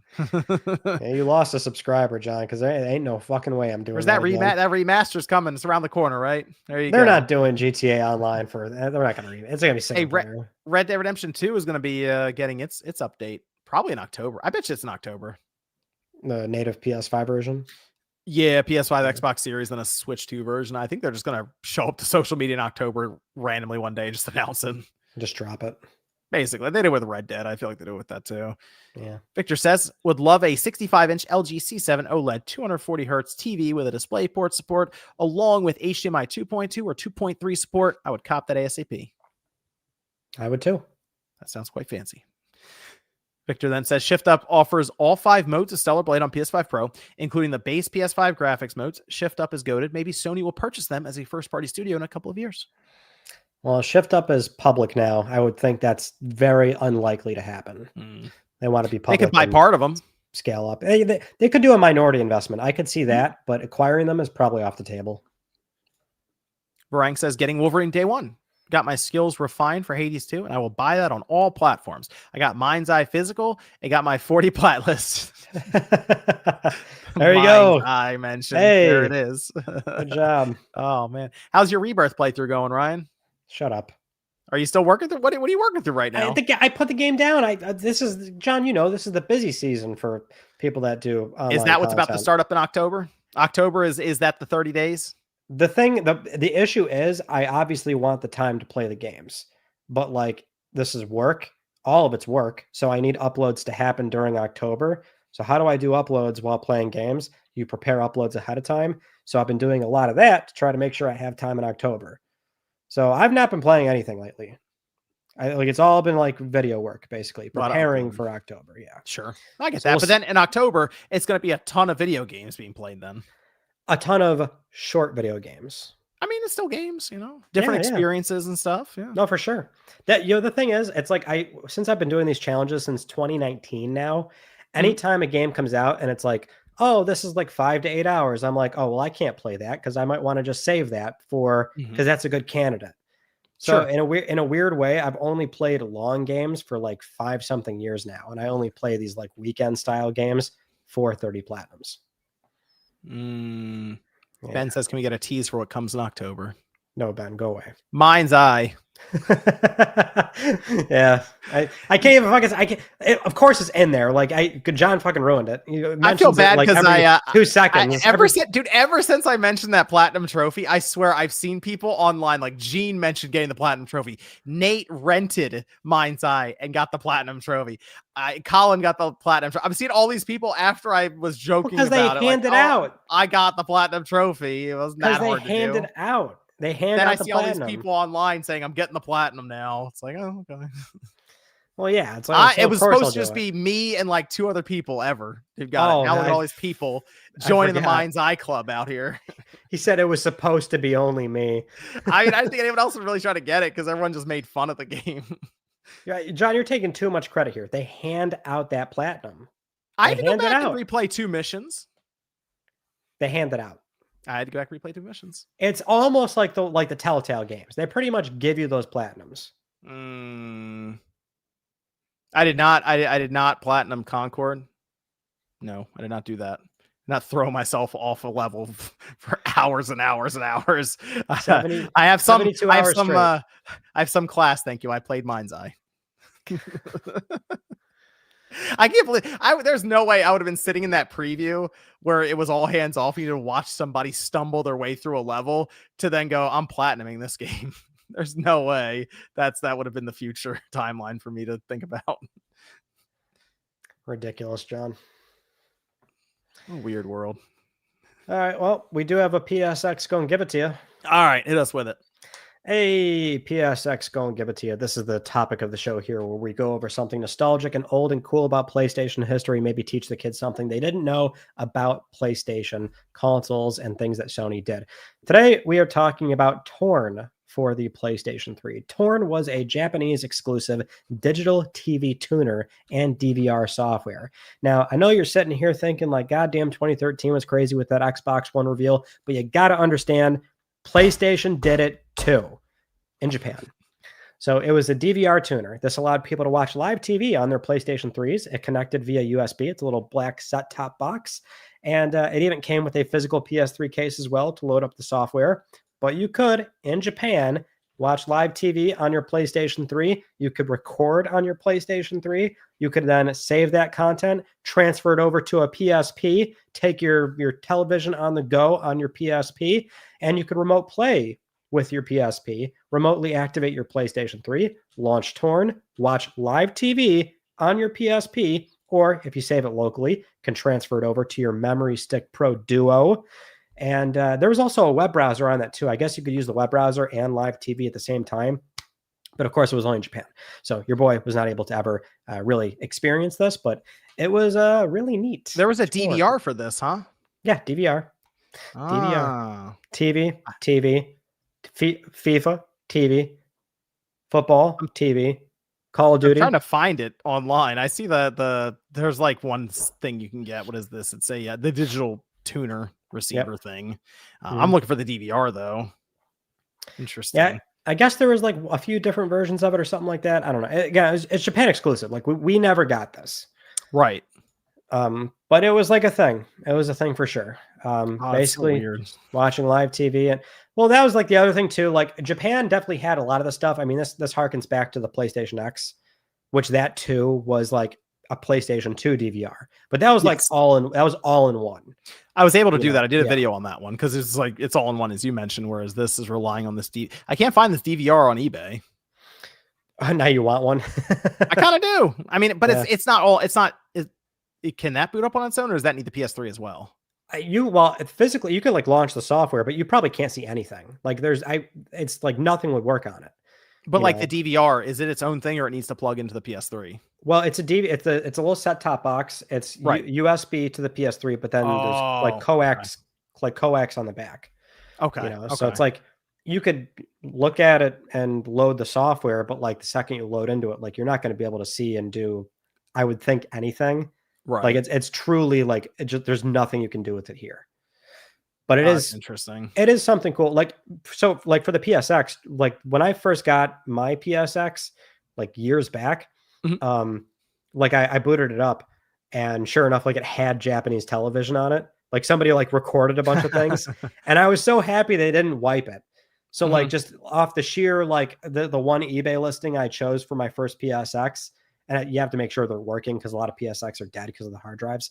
But yeah, I loaded mine up and mine had like, I think 30 something hours of just like straight up Japanese television. It was so cool. Yeah. I still have it too. Do you watch the Japanese television? I sat there and enjoyed it for a bit. Okay. Yeah, good stuff. Cool. Yeah, they've made some good strides in like the hacking scene for that thing. So where I believe now you can replace the hard drives. Yeah, which is good. Repairable, which is good. Yeah, pretty cool little devices, or big devices. There you go. It's torn for the PlayStation 3. Good stuff. Wow, pretty cool. Pretty good. Really, it really only does everything. Truly does. Well, We're gonna have nothing but PSX sections where it's always about here's another thing the PS3 can do. some Here's weird another. peripheral for it. Gosh. Well, I think that's everything for Click R3. Let me double check here. I see Ben says John wants his own documentary a la Concord Platt. I mean, hey, the stars align and the people want it. There you go. The Mind's Eye Platinum. Just talking to all the people about how sad they are about that being on their profile. You'll be in it too, Ryan. Soon enough. Yeah. I want to get your thoughts on that game as you play. I want to see the reaction of you playing through that game. No, you're gonna have to wait until I release a video. That's what I mean when you release it, because Nate okay. immediately messaged me and was like, "This game is terrible." He said some other words in there that I'm not gonna say on YouTube, but he's basically like, "This game is terrible." I feel like I've played worse games though. I don't know. I mean, I'll see once I get to it, but like I've played other questionable things for platinums, you know. Well, we'll see. Hey, I played people need to stay tuned. a Matador game on PS4. A Matador game. Yeah. How hard was With that the platinum to get? It's actually kind of a pain. Really? Oh Yeah, man, it sucked. He did play Haze. He did. Hayes had no trophies though. No You can't get a Hayes platinum. What's up with that? Man, it's tough. Yeah. Well, I think that's everything for Click R3. 2.5 hours of episode 32. So fun state of play. Good stuff. Things to look forward to. Great time in gaming, except for Ryan, because he has to play a bunch of games in October. So, oh no, the you got to miss all the cool games that we're gonna be playing. I can't play Yotei. Oh, that hurts me. I'll be playing it. Same I'll thing send you happened. some cool screenshots. Same thing happened in 2023. Spider-Man 2 came out and I couldn't play it. Oh man, I'll send you some cool screenshots. Don't worry. I'll tell you how awesome the game is. Thanks. All right. Well, thanks everyone for tuning in. Make sure you check out some links down below in the description for different channels, Ryan and myself. And we'll be back in a couple of weeks. Actually, when we come back next, goes to Yotei. Well, not Ryan, me. Although we'll see how Ryan is looking, if his eyes are bloodshot and he's regretting his decisions for October by then with some of the games he has to play. So we'll find out then. But thanks everyone for tuning in. Appreciate it. We'll catch you guys next time.